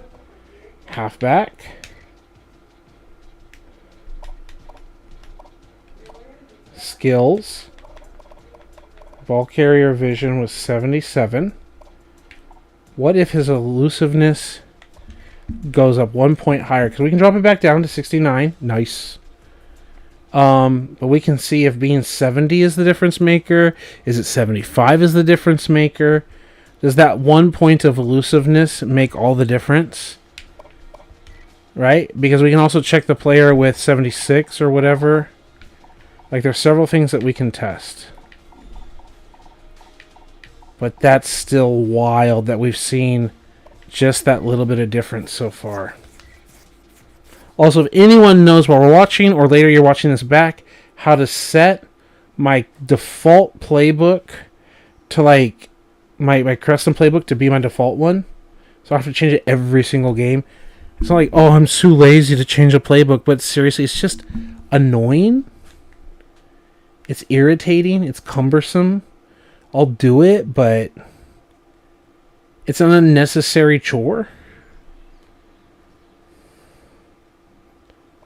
Okay. Play type. Pitch play. Power toss. Formation. Let's do the under. 3 sky. Motion, not touch the stick. He kinda freezes there.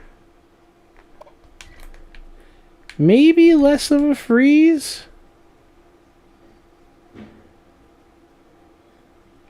It feels like less of a freeze, but freezing is still freezing. He's still doing it. So 70 is maybe not the threshold for that sort of thing. Which again, we just changed 1 point.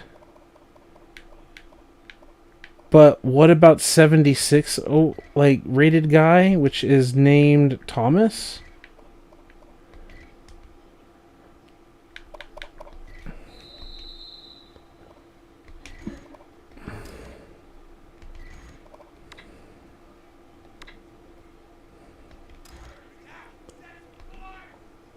Not touching anything. He kind of froze too. At least at 76, he froze right there.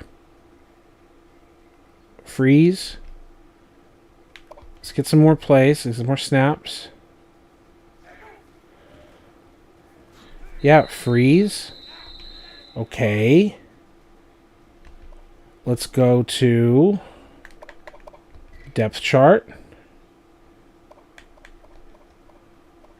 And pick fields. And let's just make another comparison. Like the strength and the agility. Ajayi has the most agility, so that can't be it. The acceleration is not how fast they're going, right? Shouldn't be the break tackle or anything. Like, is it 70? Is like 77 the game changer? Like Ajayi has more ball carrier vision than anyone else that we saw. Fields wasn't getting messed up. And it says, can we look at more ratings before we back out of practice? We can. Tell me what you want to see. But I just figured if we saw a common denominator, we should at least like eliminate it scientifically, like before we pile too much. And Fields, does he still get choppy? He doesn't. Yeah, so we're going to look at other ratings, yes. But the difference here is 76 and 77 points. Is that the threshold between freezing and not? That looked more like a freeze there. Is there something they're reading that's causing them to like have a freeze? There's no freeze there. So there's something happening. Something happening here. What it is ain't exactly clear. There's a man with a ball over there telling me I gotta stop running in one fucking direction. I don't know what the hell is going on. It's not injury or stamina. It can't be the return rating. Can it? It can't be a return rating, right? Like, don't tell me it's the return rating. That's the only thing where there's like a meaningful difference. But didn't Devin DeMoss not have that problem? Let's try Devin DeMoss. We also got to remember we got to change Ajayi's situation. Fields.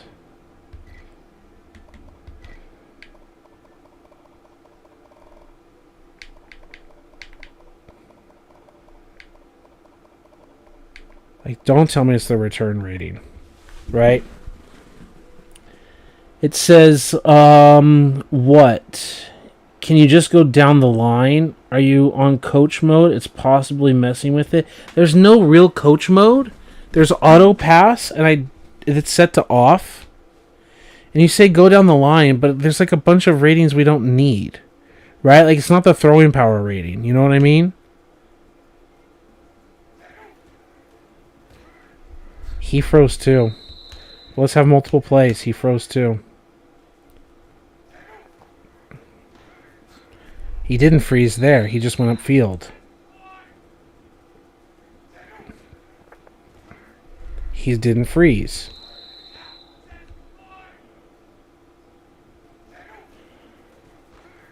He just runs. So I don't think that freeze went upfield. I think he just went upfield.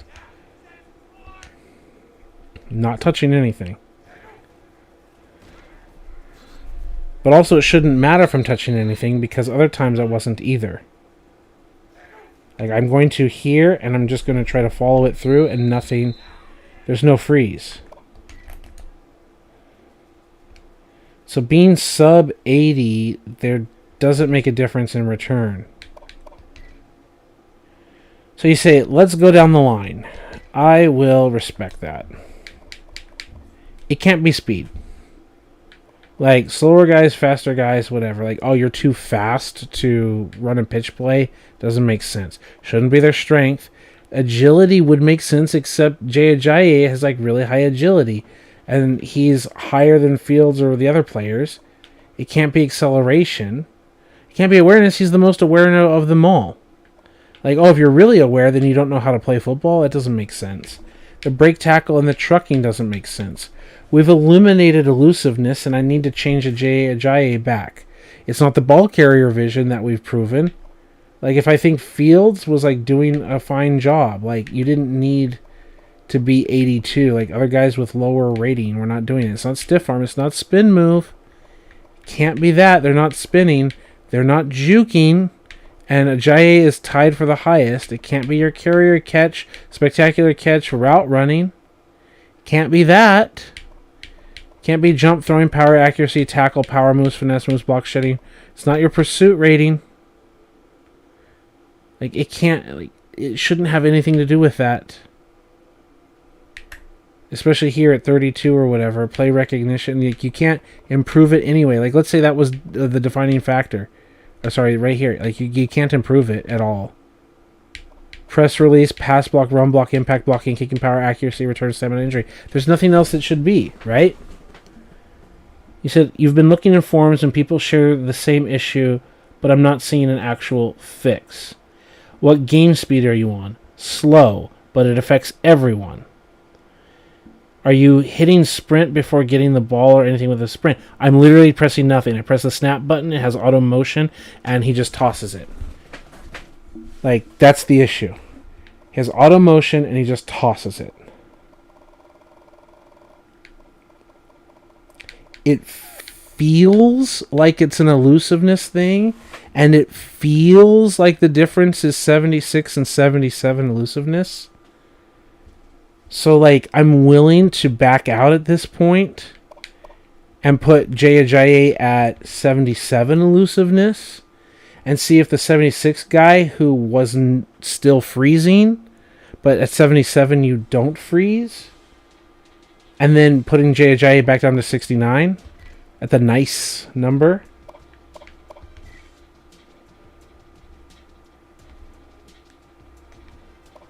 Let's go to here, left trigger, elusiveness. Because when we saw a 77 elusive player, or higher, they were doing it. And 76 was freezing. So if this is the difference maker, we might have the solution. Practice.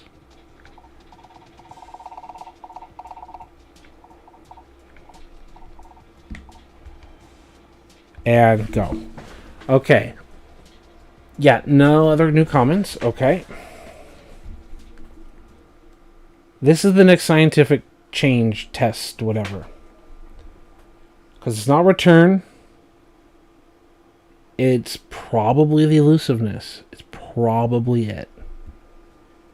And it's probably the video game code's threshold. Like, if this, if that, if this number or lower. And it's like some arbitrary number, right? I hope that's it. Like, I don't hope that's it because it's dumb, but I hope it's it and we get a solution.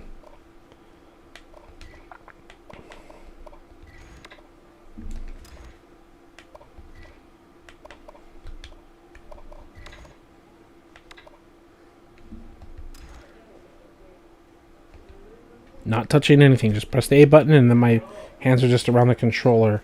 And he froze. Damn it!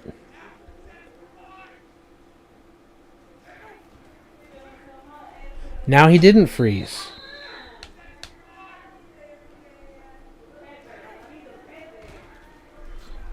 It looked like a little choppiness there.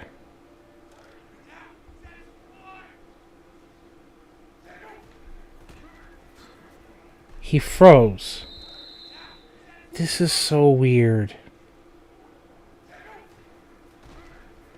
He froze. You say, okay, this is going to sound wild and not work, but what happens if you turn the game volume down and the game all the way down? I'm thinking maybe because Jay's hair sticks out of his helmet, he lags the game. I know it sounds crazy.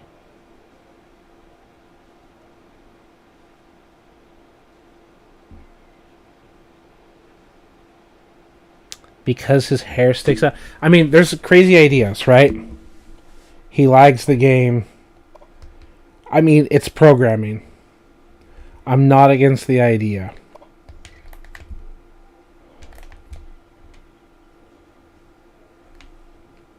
Yeah, he's freezing.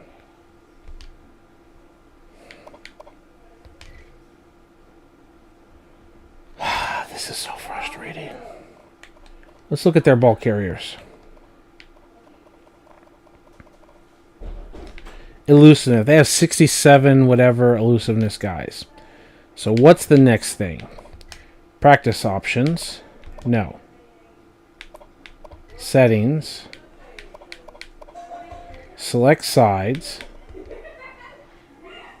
Will not take effect until later.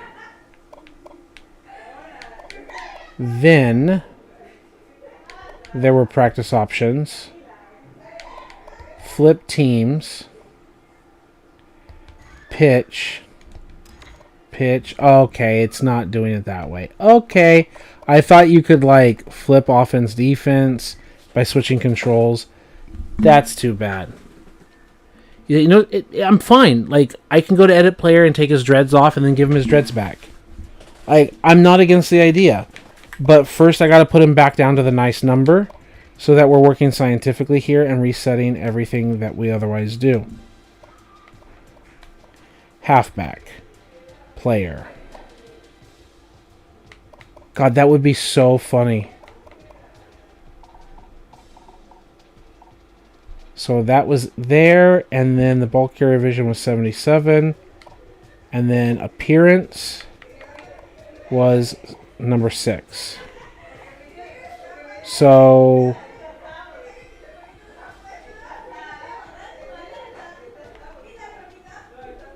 cut your hair.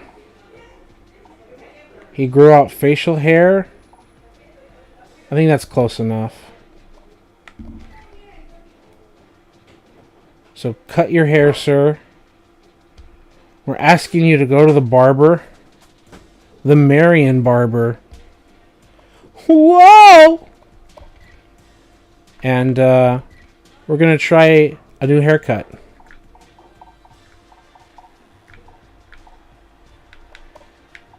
And let's go. The Trojans. Always willing to try. If we can solve a 10-year-old problem, an 11-year-old problem, that would be awesome.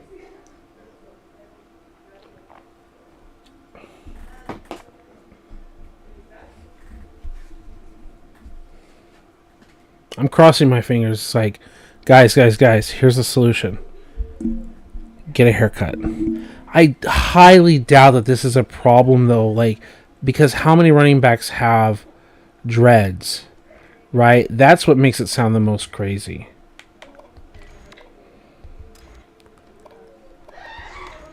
Cover 6. Not touching anything. He changed direction. Hard to judge that one. He literally completely changed the direction.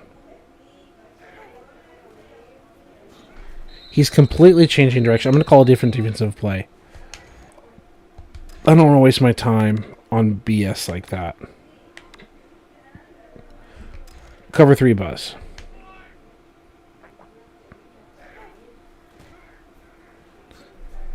My God.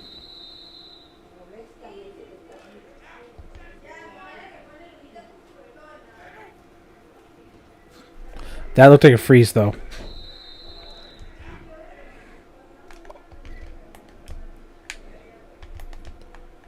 Fresh new haircut. Freeze. Freeze. Well, that's not it.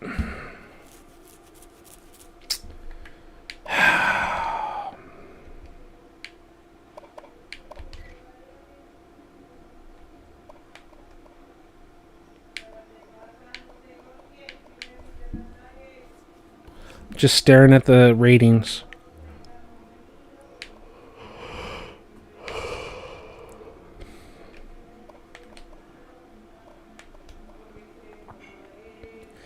They have sub 77 elusiveness. They have ball carrier vision in only really 2 areas.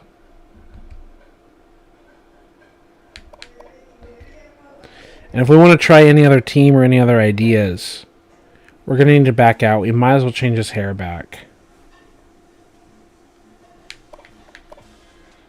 Let's go team management and try Rutgers again. Try them on offense because they had it all over the place.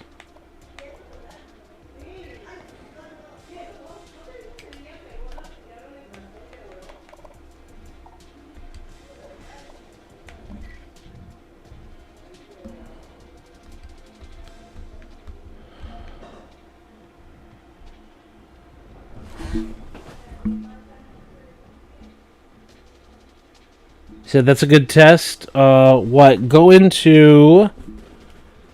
You said run a few more times. Go into play now and see if it happens there. We've seen it not happen with the other players. Like the first, second play they come in and we ran play after play. I want to try Rutgers and their variable like list of players that we saw. They have like a wide range of players. And they don't have that. So let's go to...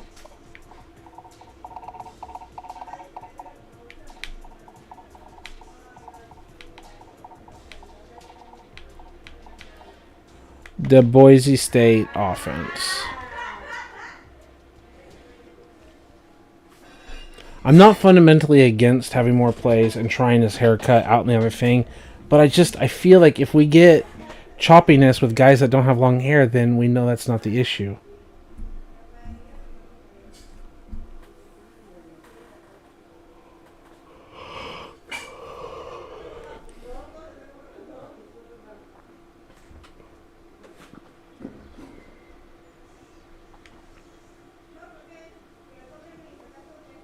So who's our first player in our set?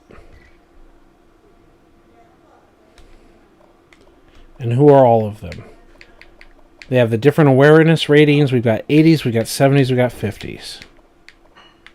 We got elusiveness in the 80s, the 70s, and the 60s. And it's also above 77. So we got elusiveness all over the place. So the awareness is in the 80s, the elusiveness is in the 80s, the ball carrier vision is in the 80s. We've got guys in the 70s, and we've got guys in the 60s. Right?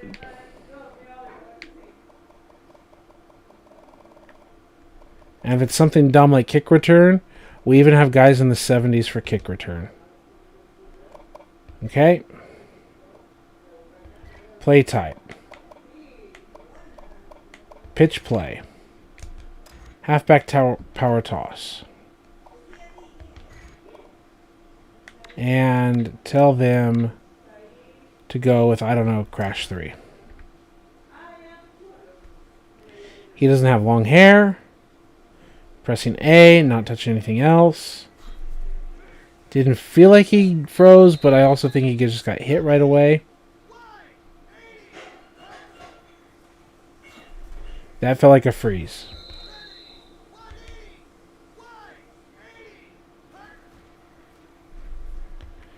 Can we just get like a cover 4 or something that they're not just going to hit us right away? I just want to see by play type, zone coverage, deep zone, freaking prevent defense. Just let me run the ball. I'm not touching anything. That's a freeze. That's the guy with the 80s skill. So that already tells me there's a problem. There's like a consistency issue. Right? That's a freeze. His elusiveness, his ball carrier vision, his awareness are all in the 80s. Higher than the other players we had on the Boise State team. And choosing anyone else who's lower is a problem. See, if he were working properly, then you'd say, like, oh, the high rating of whatever. But he's clearly freezing.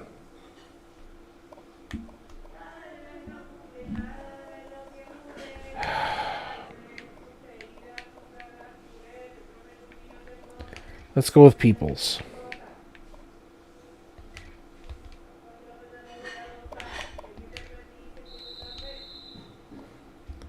Let's go with pitch. And remember, these guys don't have long hair. So that's not it either. Prevent defense.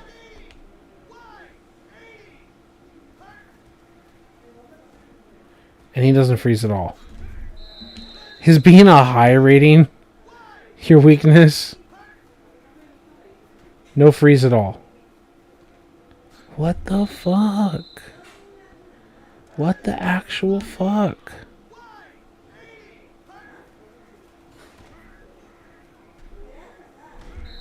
Like 0 freezes. What the fuck?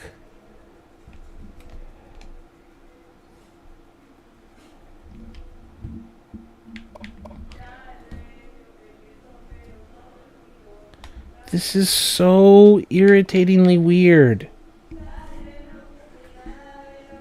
It's not speed. We're faster. Are we too fast? No, because we've had slower running backs. The agility, acceleration, awareness, trucking, elusiveness is 66. Ball carrier vision is 68. What is it?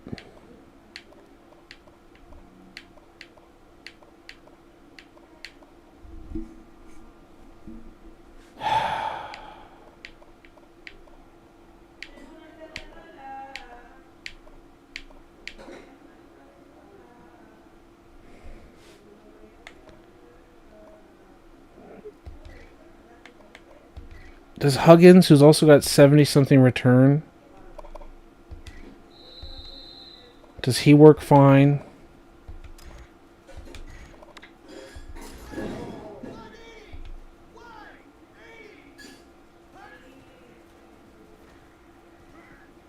It's hard to tell if that was a freeze or a change of direction. That looked like a hard freeze, yeah.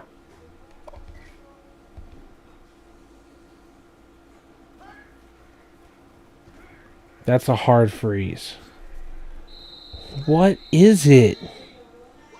What is it? You're killing me, dog. You're killing me, Smalls.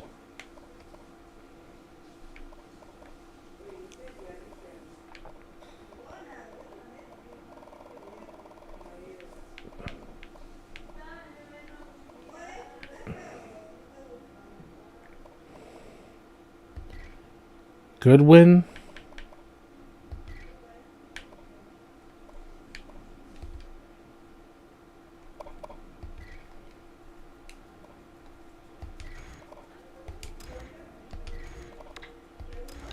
Not touching anything. Freezes.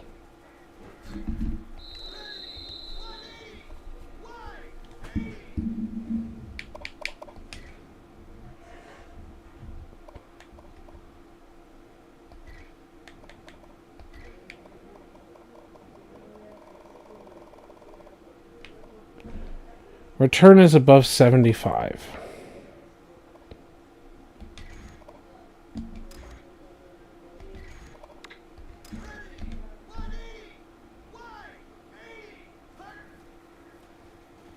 No freeze. Okay, that's the next thing to check for me.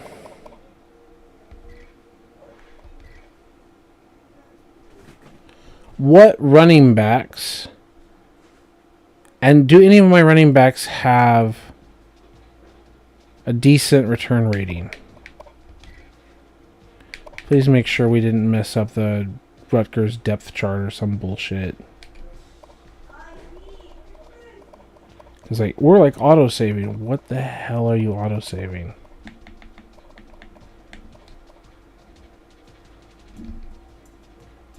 Where's the depth chart? Here.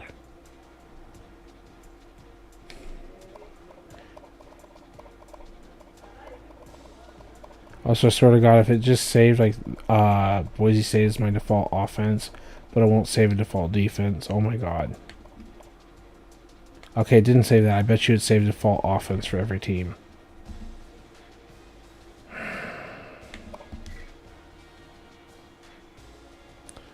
So, all teams, all halfbacks, kick return,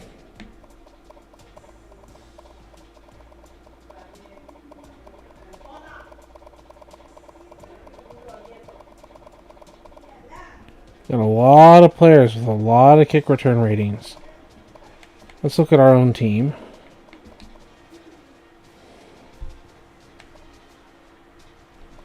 You notice Ajayi is the only one that has 74 or lower return.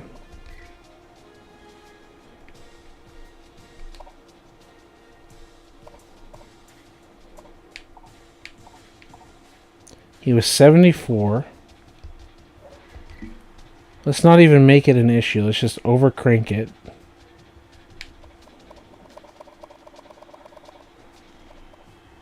So he's the same as Thomas? No. Forget that. We're going to go even higher. You're just like 80 at returner. You're better than other players who are not messing it up, Ajayi.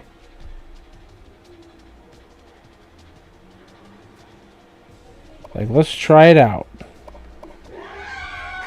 Because you were 74 before that we can go back to.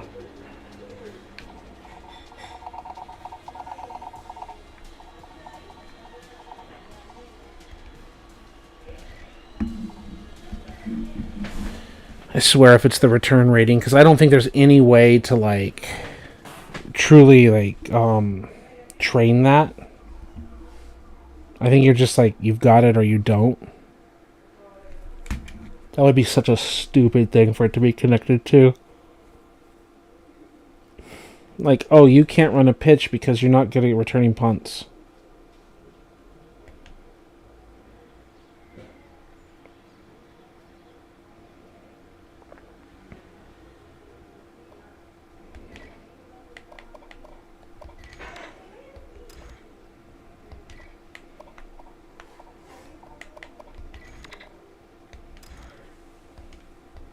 Just press A and I'm off the controller. He kind of froze.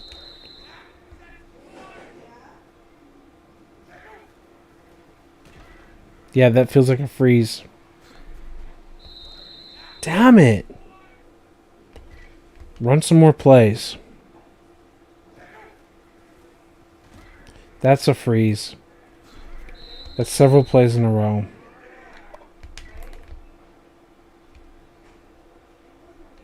It's a freeze. It's a clear freeze.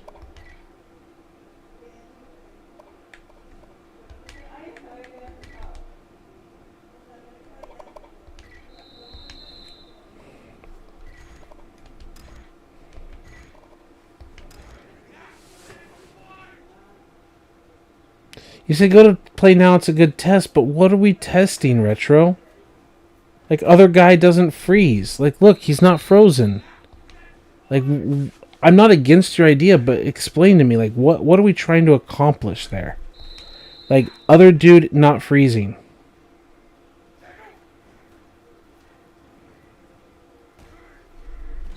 Like, I already played a game against Oregon State Beavers. And we saw, like, the freezes. And then we saw backups come in because I've got my fatigue setting and my auto substitution set up. So as the game wore on, I was calling these to end the game. And guys had it or didn't. So I'm going to reset Jaya. I'll go to play now because you asked me to.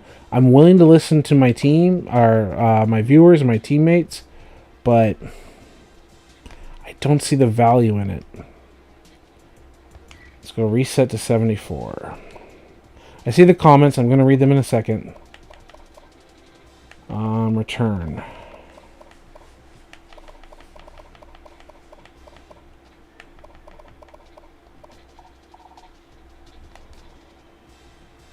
Okay. Comments. It's an old game, old software. Just give it a shot. Yeah, no, that was the thing. If you watch, like, what started this whole thing was, I did a slider test previously, and we were playing games. We were playing the Ohio State Beavers, and we went to their stadium, and we were taking control of the 4-minute offense, and like Kyle Shanahan's style, he's not the only one to do it, but he explained it in like a press conference or whatever, that you go with the pitch play because even if you get tackled for no yards, it takes like 4 seconds or more off the clock, where like a fullback dive takes 1 to 2 seconds off the clock, you know? And it's like, hey, even when the play doesn't work, you're still consuming more game clock, play clock, whatever, making the refs go all the way out to a position to collect the football and none of blah, blah, blah, stuff reasons.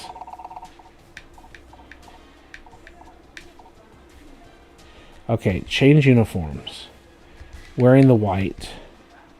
Wearing the blue. And then the Boise State regular offense. By the way, did this say Boise State as well? No, it's Oregon State. So what did they save? I don't know. Alright, I don't plan on playing a full game here, but I'm willing to check stuff out.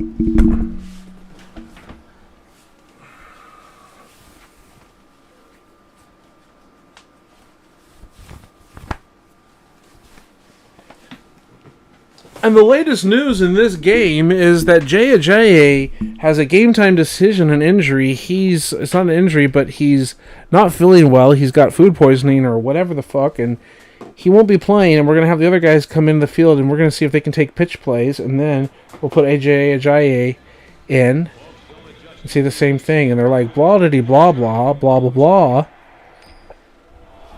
Oh, number 40 is a doctor, huh? And he hasn't even finished university.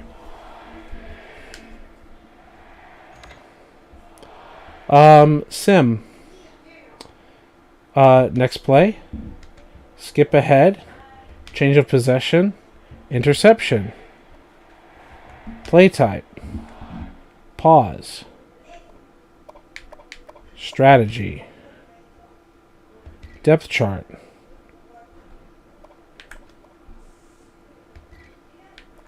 Hey, Fields is actually playing. Hey, look, Thomas is actually playing over. Hey, look, DeMoss is actually playing over at Jaya.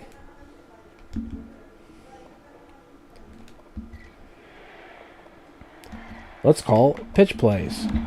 Let's call the halfback power toss. We're on the left hash mark. We have nobody to our left. They have 3-4 to the left. They have whatever. So let's run the ball where they have fewer defenders. Hand it off, and then he goes off to the right. Great. Pitch play. Let's call H-back power toss. There's a bunch of open field to the left, so why don't we call that? Great. Now there's 1, 2, 3, 4 left of center, but there's 4 right of center if you consider the middle linebacker. He can't play both. We're not going to touch anything. Just Fields is going to run it. He gets out there, and he doesn't get, messed up. And we're going to say another pitch play. And this time on the pitch play, we're going to go halfback toss here with the twin eyes. And we're going to say, hey, Who's the off-ball wide receiver? Miller is. And it felt like he got frozen there. Yeah, he got frozen there.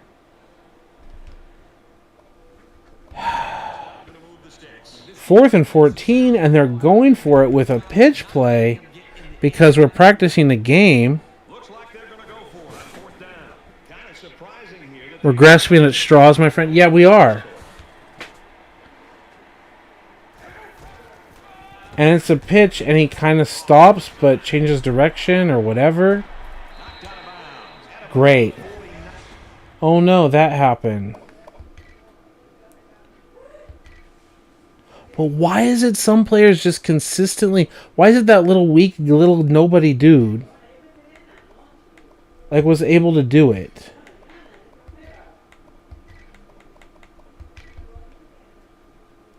And do it consistently. And better players can't. Oh no, we're going to sim. And after the interception, we gave the ball back. And now let's skip ahead to the change of possession. And wow, there's a kick return after they got a field goal. And now it's time to come out in a pitch play. And the defense made a big stop on fourth down the last time this offense was out there. It's important for this offense to reestablish their continuity. The last time they were unable to move the ball down the field. In fact, they were taken off the field after not converting. And not messed up, not frozen. He hits the edge. Okay. So let's get another pitch play, but from a different look. Let's do toss strong.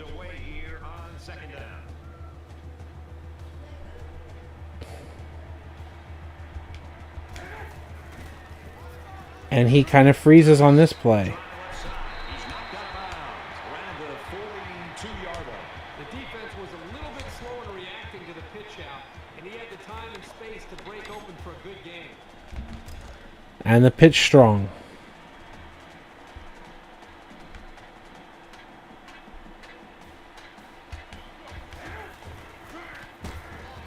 A little bit of a freeze.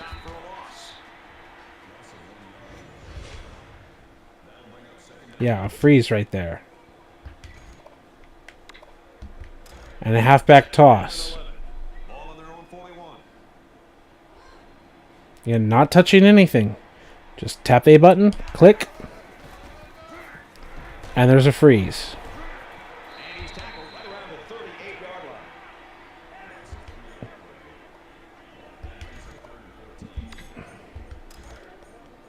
And let's power toss in this direction.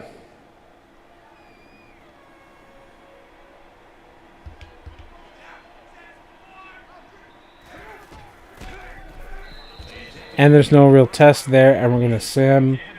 We're going to punt it away. Sim. Next play. Skip ahead. Change of possession. Wow, great. You got a field goal. Pitch play. H-power toss. And it says, does this ever happen in Madden 25? Yeah. But in Madden 25, I haven't found a single pitch play that doesn't freeze.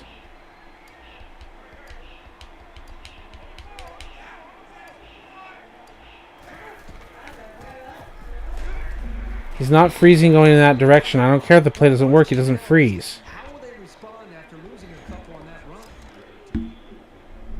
From their own 20-yard line, it's second down.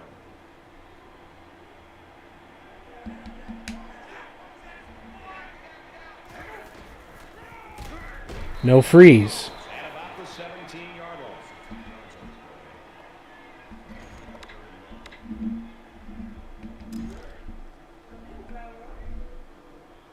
Pretty sure this is a play that didn't have a freeze.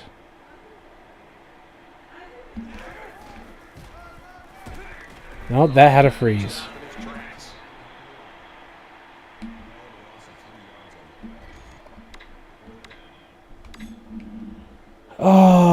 We were having success with halfback toss motion when we played this team at their stadium. This is a pretty controversial call. I really would have expected them to punt this ball. And there was a freeze this time.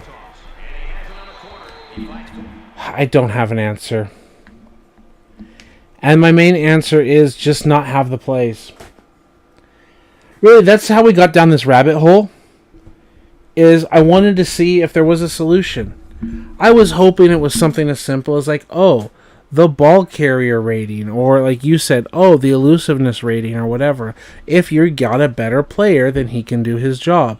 And if that were the case, then we could just go in and say, hey, he doesn't have the skill to run the pitch plays, but we can do halfback sub and call the backup who's a little bit better at whatever skill, and he can do the pitch plays, and he can do the counters, or he could do whatever, or just the natural process of like substitution from him getting wear and tear.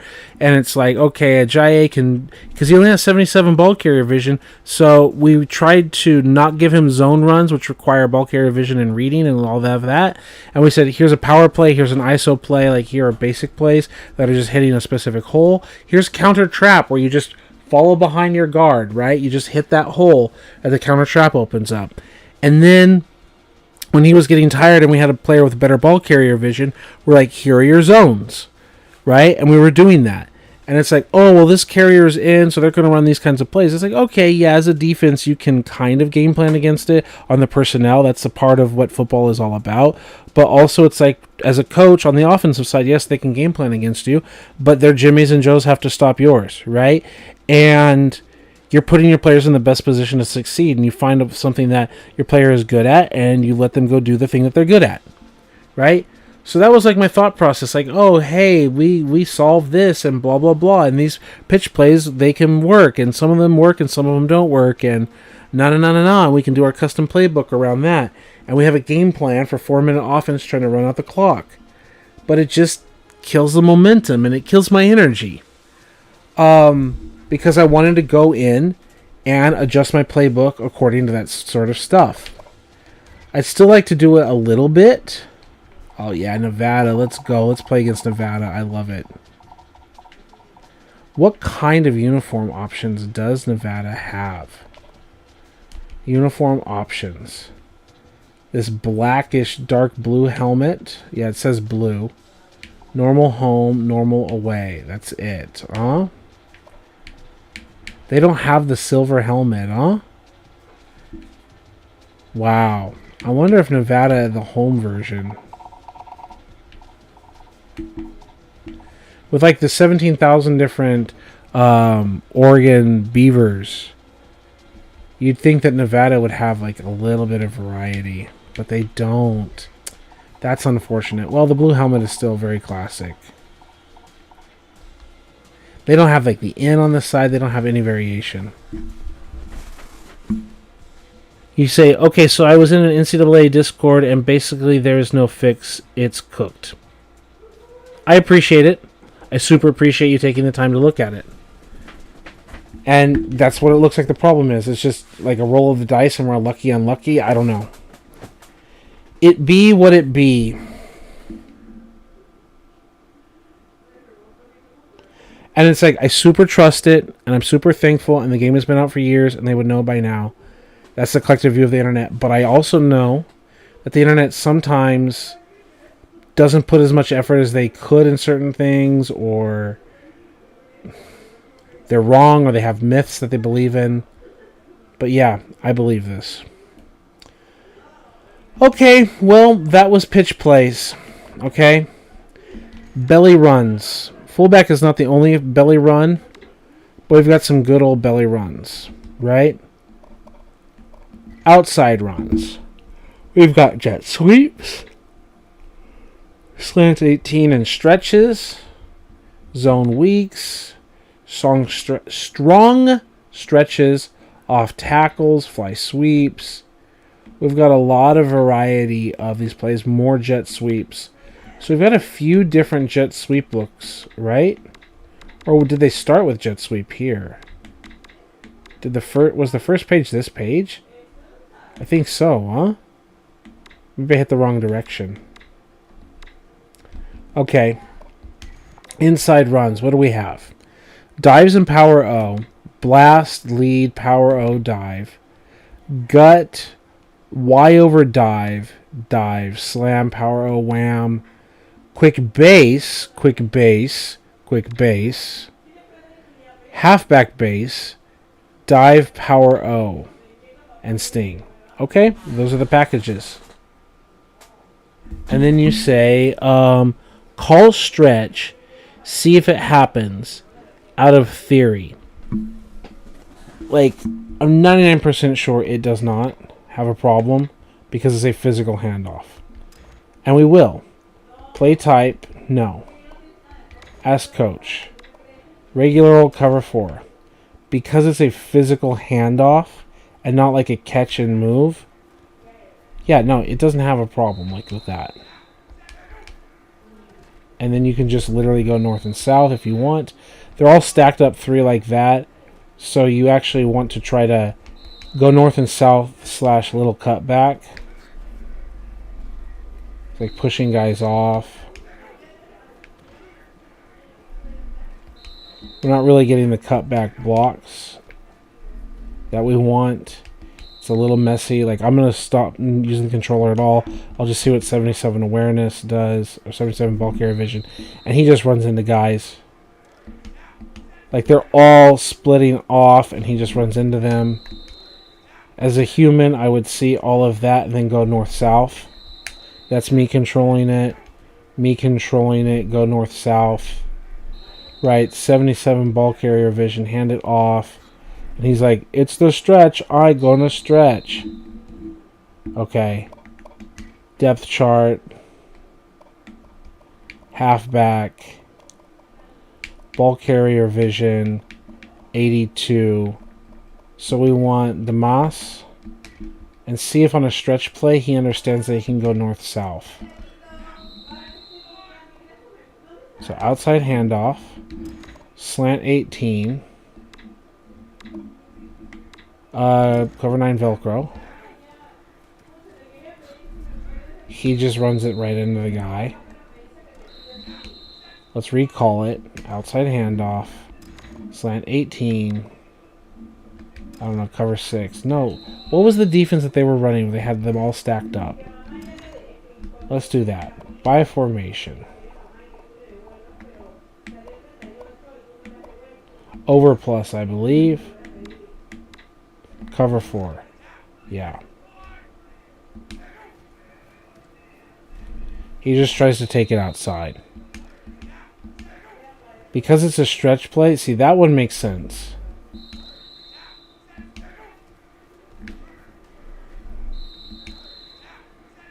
In man on the line of scrimmage, head outside, we're going north-south, and we're picking up 4 yards.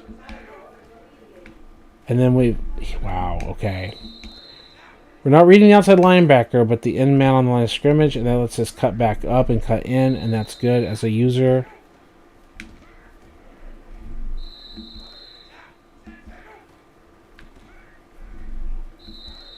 And we're just going to run it a little bit more. Yeah, whatever.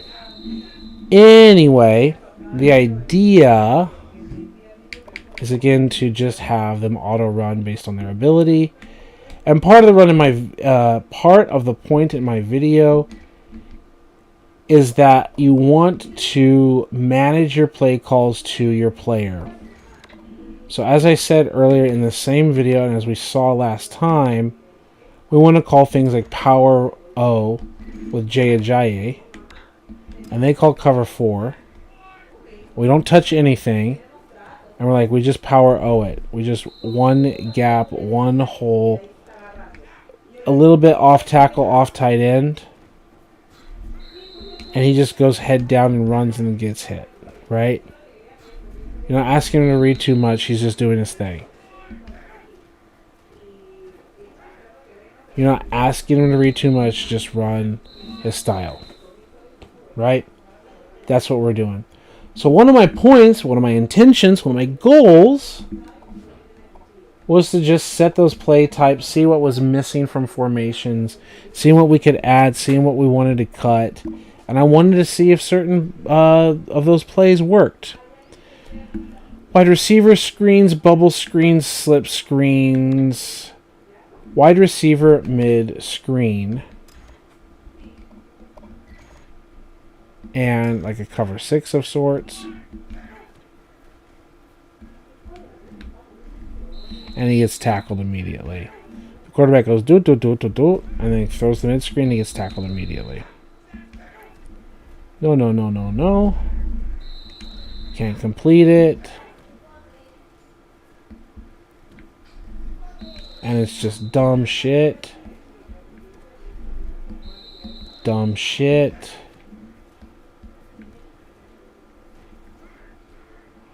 Yeah, blocks, but what was the point of that?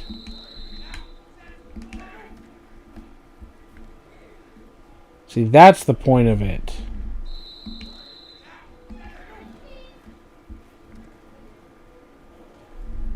Also, the fact that he's kind of coming to a complete stop upon the catch. Can you let me look at the replay, please? You've got to break the timing of the regular version of the play and user throw it. We get the blocks, and you can see, like, okay, he catches it, but he's not running mid-screen. He's, like, now going north and south, right? He's not being carried in his momentum, and the offense is breaking the rules. Look how far down they are down the field. These are illegal men downfield. It's super illegal. But EA doesn't throw the flag.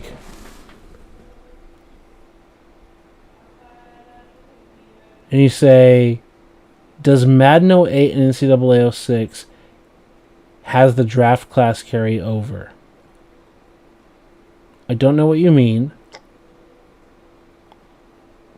No, James is just one.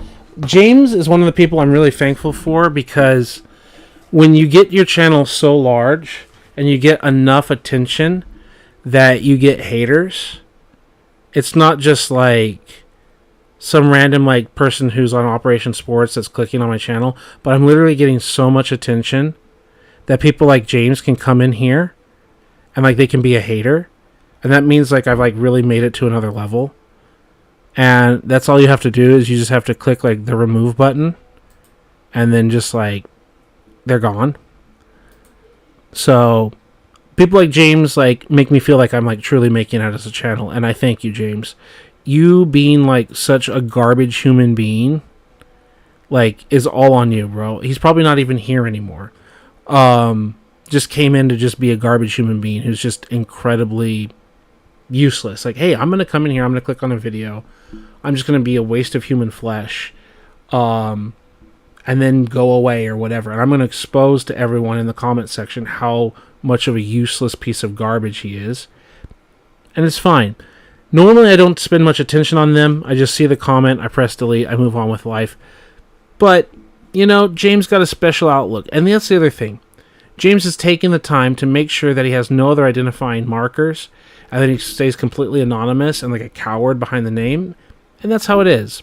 So I'm not going to dive any more time to it or give any more attention to any more trolls, because they don't deserve it. But there you go. As Retro says, does Madden 06 and NCAA have the draft class carry over? It's like, can you draft classes from 06? Oh, yes. You should be able to do that from 03, 4, 5, 6, like all of those games. Like, they don't go from, like, cross-game. Like, I can't put 03's draft class in 04 or whatever. And the other thing is, 04's classes work on PlayStation and GameCube, but not Xbox, because there's, like, a disk error or whatever. Allegedly, in Operation Sports, EA sent a fix, and allegedly there are discs that exist in the world that are not part of like the piracy ROM rips. There's allegedly discs that exist of Madden that can read the file type, because allegedly it's a Madden problem. It's not the file save problem of 04, like the NCAA disc. And they said like, oh, send them their disc. There's an error on the Madden disc, and if you send it, you get like the disc like replaced. So allegedly people say that they got their disc replaced and it works fine now or whatever. My physical copy isn't one of those. It must be one of the original presses.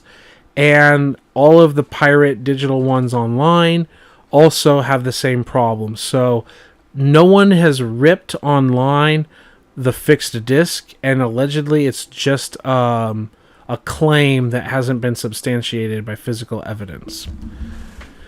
It says, well, maybe you should do an 06 franchise and dynasty, link that up. Retro, you forget yourself. I know, I don't expect you to have my life memorized. My Xbox 3, my original Xbox, took a shit, bro. Like, the hard drive, it says error 7, which says it's like a hard drive problem.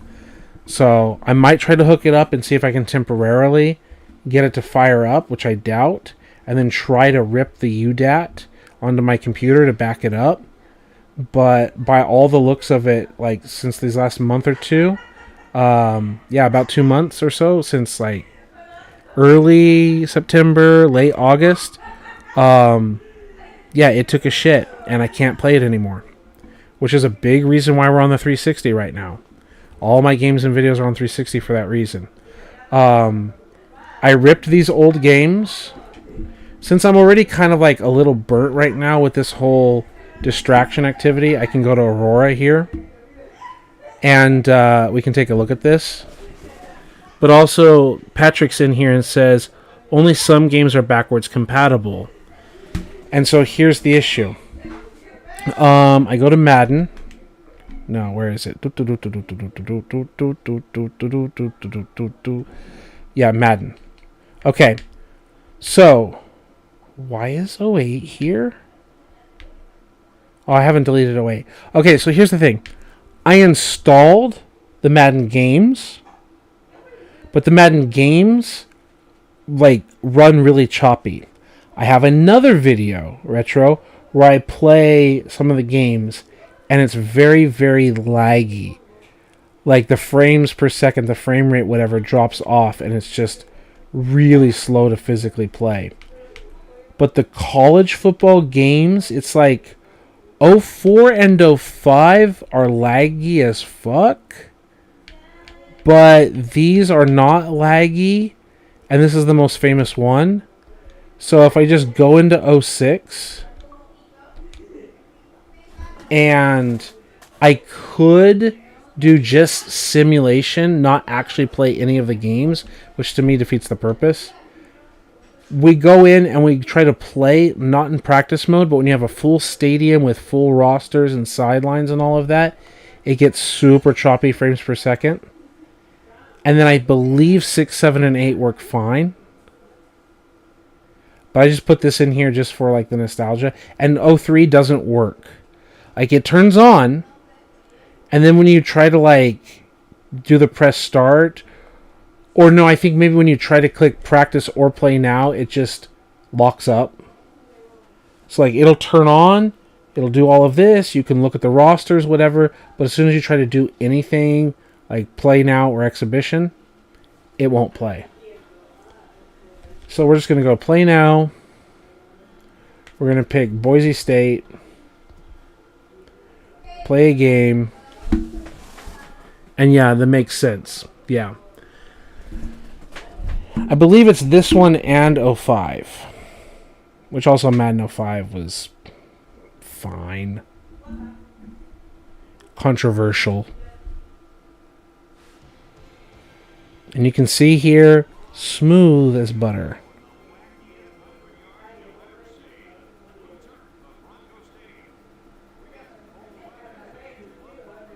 Smooth as butter, no frame rate issues. Beautiful. Love it. I think it looks even better than on my original Xbox. I think it's like at 1080p now instead of just the 720. That my game is upscaling because I think it's like was like the 460, 480, whatever. Yeah, 480 I think is like the default resolution, and then you can do like the force it into 720. And like this now you can start to feel the slowdown. As I've generated like all the players on the field or whatever. I've got the cheerleaders and all of that stuff. And now we're just looking at one player and blah, blah, blah. And it looks smooth and it's running smooth. And you're like, the game is smooth as fuck. What are you talking about? Here's the coin toss. Here's all this stuff. Like, we're ready to play. They're going to kick it off. And the kickoff is going to look smooth until they turn the camera around and we start to return it. Everything's smooth, looks good, looks beautiful, looks 1080p. The ball is up in the air. And then it's really slow. And now everything's fine because it's not trying to chug too much. And we're going to go ace spread, and we're probably going to go with something kind of like a play action of the dive. And we've got like a little double move with Legaduna and Gilligan. So we've got the quarterback playing wide receiver. And then it gets really slow as we throw to Legaduna. And then like there are fewer players on the screen. So, and I've tried to hit the right trigger to sprint, but it turns out that's not the sprint button. And I also have to remember that I don't like to sprint in this game anyway, just use our natural speed. And then it gets slow. And it's really slow. And we drop back to throw. And it's intercepted. And then we press the button. And we're able to back out. We get the dashboard because it's a fix that I put in the game. And we go to home. And it says, well, I'm just putting it out there that I would watch the crap out of NCAA 06 and Madden 06 that are connected. And then you said, went backwards. Yeah. Yeah, if you mean like the juke move backwards, yeah, that's just me like playing with the controls. You just got to get used to the controls again, right? So here's the thing. 06 Madden is the same problem, and it doesn't work properly. None of the old school Maddens work at all. But 6, I believe, has no frame rate issues. 5 has the same slowdown. I think I was playing 5. Yeah, I played both 6. Sorry, I played 4 and 5. And I was like, let's try to score a touchdown with Aaron Rodgers on every play before the Niners played the Jets in week 1. And that was going to be my challenge. And I scored a touchdown with him very early in the first game, but the second game was a hard-fought battle. It's really fun to watch. I made a short of like one of my final plays or whatever, and it was epic. You should watch the short. But it was super bad, super slow. I just gotta get the Xbox fixed. It's a matter of time and money. I've got a lot of expenses and things that I don't need to bore you with. So, getting the Xbox fixed is just another expense that I don't really have the budget for right now. But it's also time. The guy that can fix it has a very limited window of availability to receive it via like delivery or whatever. He lives in a part of the city that I'm not going to visit for security reasons. Not the safest part of the city for sure. 18th rank, let's go. And it's much better to just have like a moto courier and then put the Xbox inside of like a box that doesn't look like it's an Xbox. Like, for example, one of the things that I have is this space heater. And it's like, oh yeah, I put the original Xbox with no other components because he has everything else. And then just the motorcycle delivery is like, yeah, here, I'm delivering this like normal thing. And he delivers it, and it's been fine. Like, I had my Xbox die before, and I had everything fixed on it, everything done up. I had a larger hard drive installed. I had like all this stuff, and then it was running these like 2 years. This is a slowdown. This is bad. I don't remember this slowdown happening in 06. That's really bad. Okay, play action seam.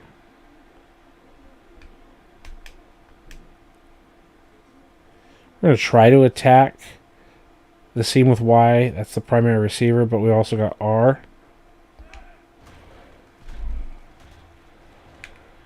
No, that's really slow. That's really slow. I was playing 8, no problem. Anyway, the point is, he's only available like at certain times. Like, oh, from 1:50 to 2:30 or whatever, like lunch or whatever. Like, I get it. Everyone has their lives. But it's like, I have a job. He has a job, but he's like home for lunch or something. So it's like, it has to be during a vacation time. And, yeah, it's it's probably not going to happen until December. Until the whole Christmas, New Year's, summer vacation, because summer is here in Peru in December, January, February. And then one of those days during, like, that's how I often got this last one fixed. Is like, hey, I'm here, the motor courier is here, he's going to drive it out to your place, drop it off, blah, blah, blah. He fixes it 1 day later, 2 days later, whatever. He's like, okay, the motor courier is going to pick it up and go to your house. I'm available. I don't have any other resources or whatever, any other problems. And it's just like, okay, here's the Xbox is working. I have a GameCube. I have a PS2. I've got this 360. All of that. It made that little sound. None of these games are designed to be compatible here. But yeah, it's the second time my Xbox has crashed.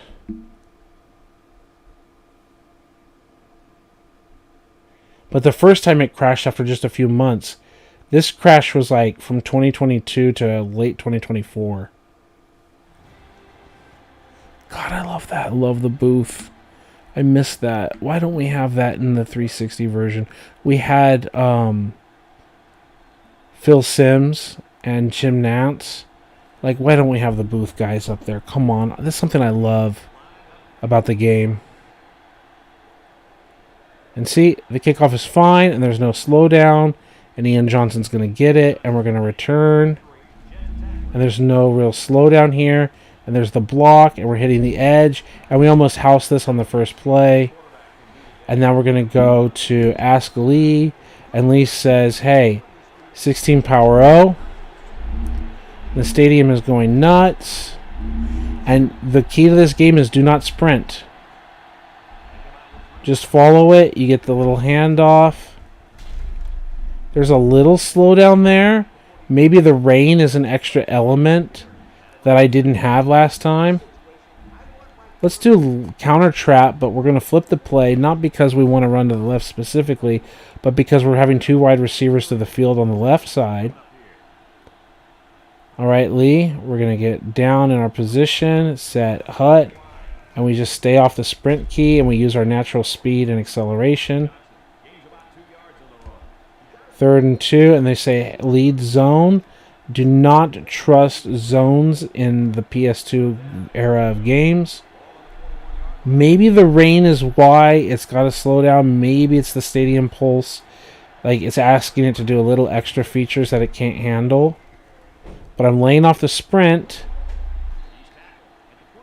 And you don't have pursuit angle problems if you lay off the sprint. They say now is the time to hit play action. Now remember, the point of this play action is to try to go over the top with Y. But if they just leave a little B spot for us, we're fine. Or if we get backside to X. Motion, hit the play action. And he auto threw it. We didn't have a control. I think I've got coach mode set up. It looks so clean and beautiful. Halfback dive. I guess we're here on the 13 and they want to pound it in.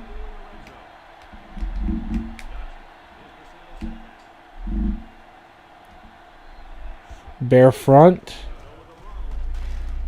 And it's just clogged.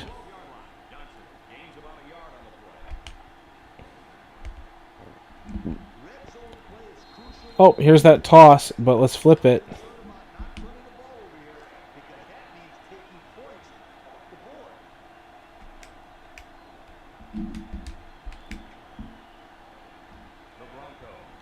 Just really pinching up front, but gotcha, bitch. It's a pitch outside. And we didn't get a block. We had the classic PS2 arrow just bouncing off of the guy. Not going to do anything. And then he just runs us down, you know? But you see there's like not a pursuit problem here. You can see he's actually like attacking the correct angle to Ian Johnson. Like, they're not taking bad pursuit angles. Actually, I kind of want to do X, Lee. We're going to try to high-low it with Y to X. We also have got loose the back leaking out. It's probably going to be X, but we can see if we've got a Y alert.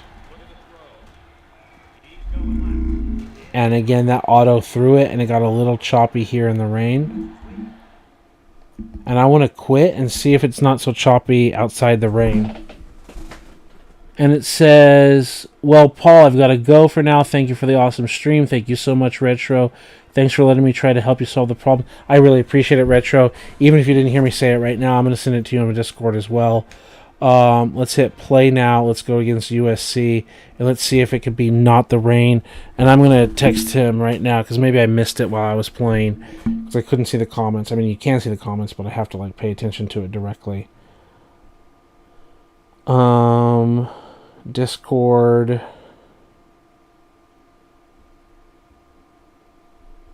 Thanks, bro. Triple explanation points. Not the rain.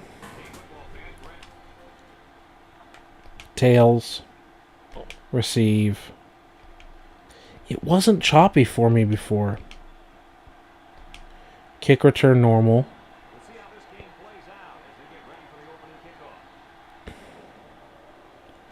There it is. No choppiness. Laying off the key. Like a little slowdown, but like it feels like not like 30 frames per second, but it feels like 45 or something.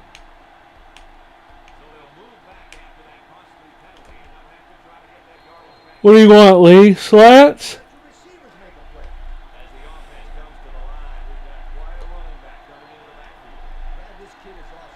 I guess it is a little choppy. The stadium pulse might be a thing too, but nice swat, nice precision pass, but getting knocked down. Lee, what do you want now? I don't trust zone. I don't trust zone read. I don't really want to do options right now. Okay, Lee, I tried, but I don't like your calls.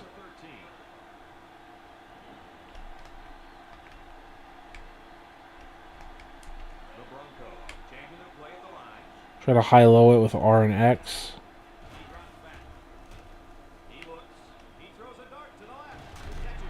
I tried to user control that a bit, moving the thumbstick with the quarterback. ISO, we're going to want to flip it.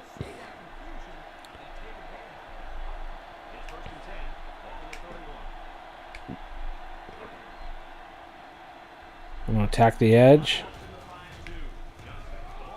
We're just staying off the sprint key. And there were no problems with pursuit by staying off the sprint key. We were still able to get outside. And look at all the players. They're able to pursue me. Even number 2. He looks like he's taking what may be a bad angle here. Like, if you think about it, like, he's in the tackle animation. He's running right towards me, which is not going to help. If my guy is running this way, and we're running this way, we're never going to get to him with number 2, right? It makes sense. Okay? God, this game is so beautiful. But now he adjusts long before it becomes a problem. And you can see that adjustment is aiming to a point in front of the ball carrier. And the problem with the pursuit angles when you press sprint is they aim to a point behind the ball carrier. And he's even opening up wider to be outside where the ball carrier is. And so this earlier shallow angle that we talked about didn't hurt us, and it actually got us closer to the back as he now bends it still in front of the back and in position to try to make a play. But you can see it across the board. And you're like, Paul, of course the pursuit angles are good. If you didn't know, this video game is very famous for having trash pursuit angles along with 07 whenever you hit sprint. So, let's flip the play. Let's go halfback slam. And if we find an opportunity to sprint, which should be the A button in this game, not the trigger, then you can see what I'm talking about. We're probably going to try to cut back left. Yeah, we are. We're going to hold sprint, but we didn't get out in front in a way to make a difference. Okay. I don't trust that. I do trust this. We're going to flip the play to the left.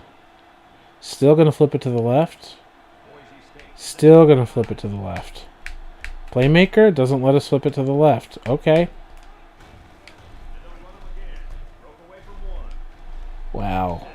We don't have... When we get to a situation where the... what's the word I'm looking for? Where the pursuit angles break down, you'll see it. Might be able to get it on this counter play.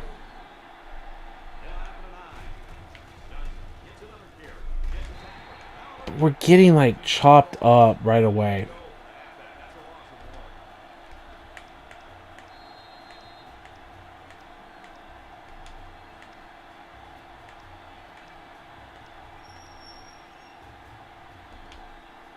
I don't care about failing or making it. We're playing a long game. I just want to see if we can counter and hit the edge.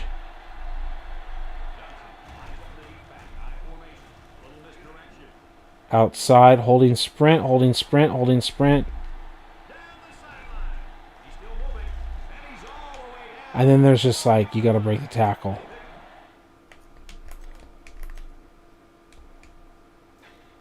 Now we're holding sprint. Okay, there's guys getting blocked. Who has a pursuit angle on us? 2 has a pursuit angle on us.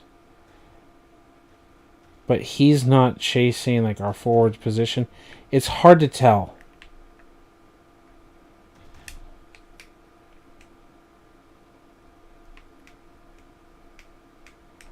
There's a situation where some lateral movements end up being like really nasty.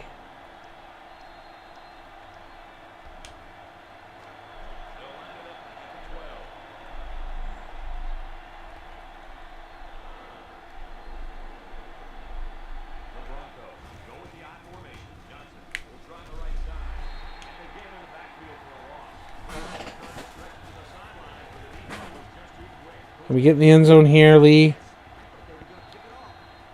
2nd and 14. It's going to auto pass. Can we get in the end zone here? Got some angles. We got a shot to Y, especially as they high-low this thing. We'll just hand it off. Okay, we got a precision pass. We threw it over the head. Nice 12-yard completion. 3rd and 2. Lee, what do we have? No, we're not going to fullback dive it. That's not happening. But we're willing to lead toss it here. And we're willing to hit sprint if we have to.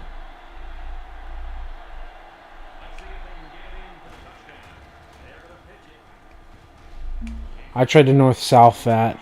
4th down. It's a little choppy. We have a nice gun. Gun split backs. Gun like this. A nice gun slants. We got some shots to the end zone. We've got L. So we can L trigger this. We can R trigger this. We can look to R to L.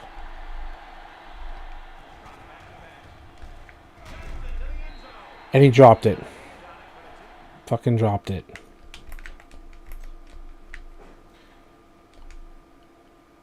I mean, he didn't put his hands physically on it.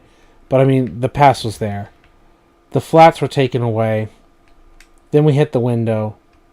Right as they crossed, we hit the window. Like, we hit the throw. It happens. Beautiful stadiums. Anyway, those still watching, the 3 of us still watching, I really appreciate it. That's the NCAA football games. And the Madden games are even choppier. Like, they're unplayable. Like, you can turn them on, but they're really unplayable. And I think I kind of want to have this as an ending point because it's already like 10:45 at night for me, and we've already been online for like 3 hours.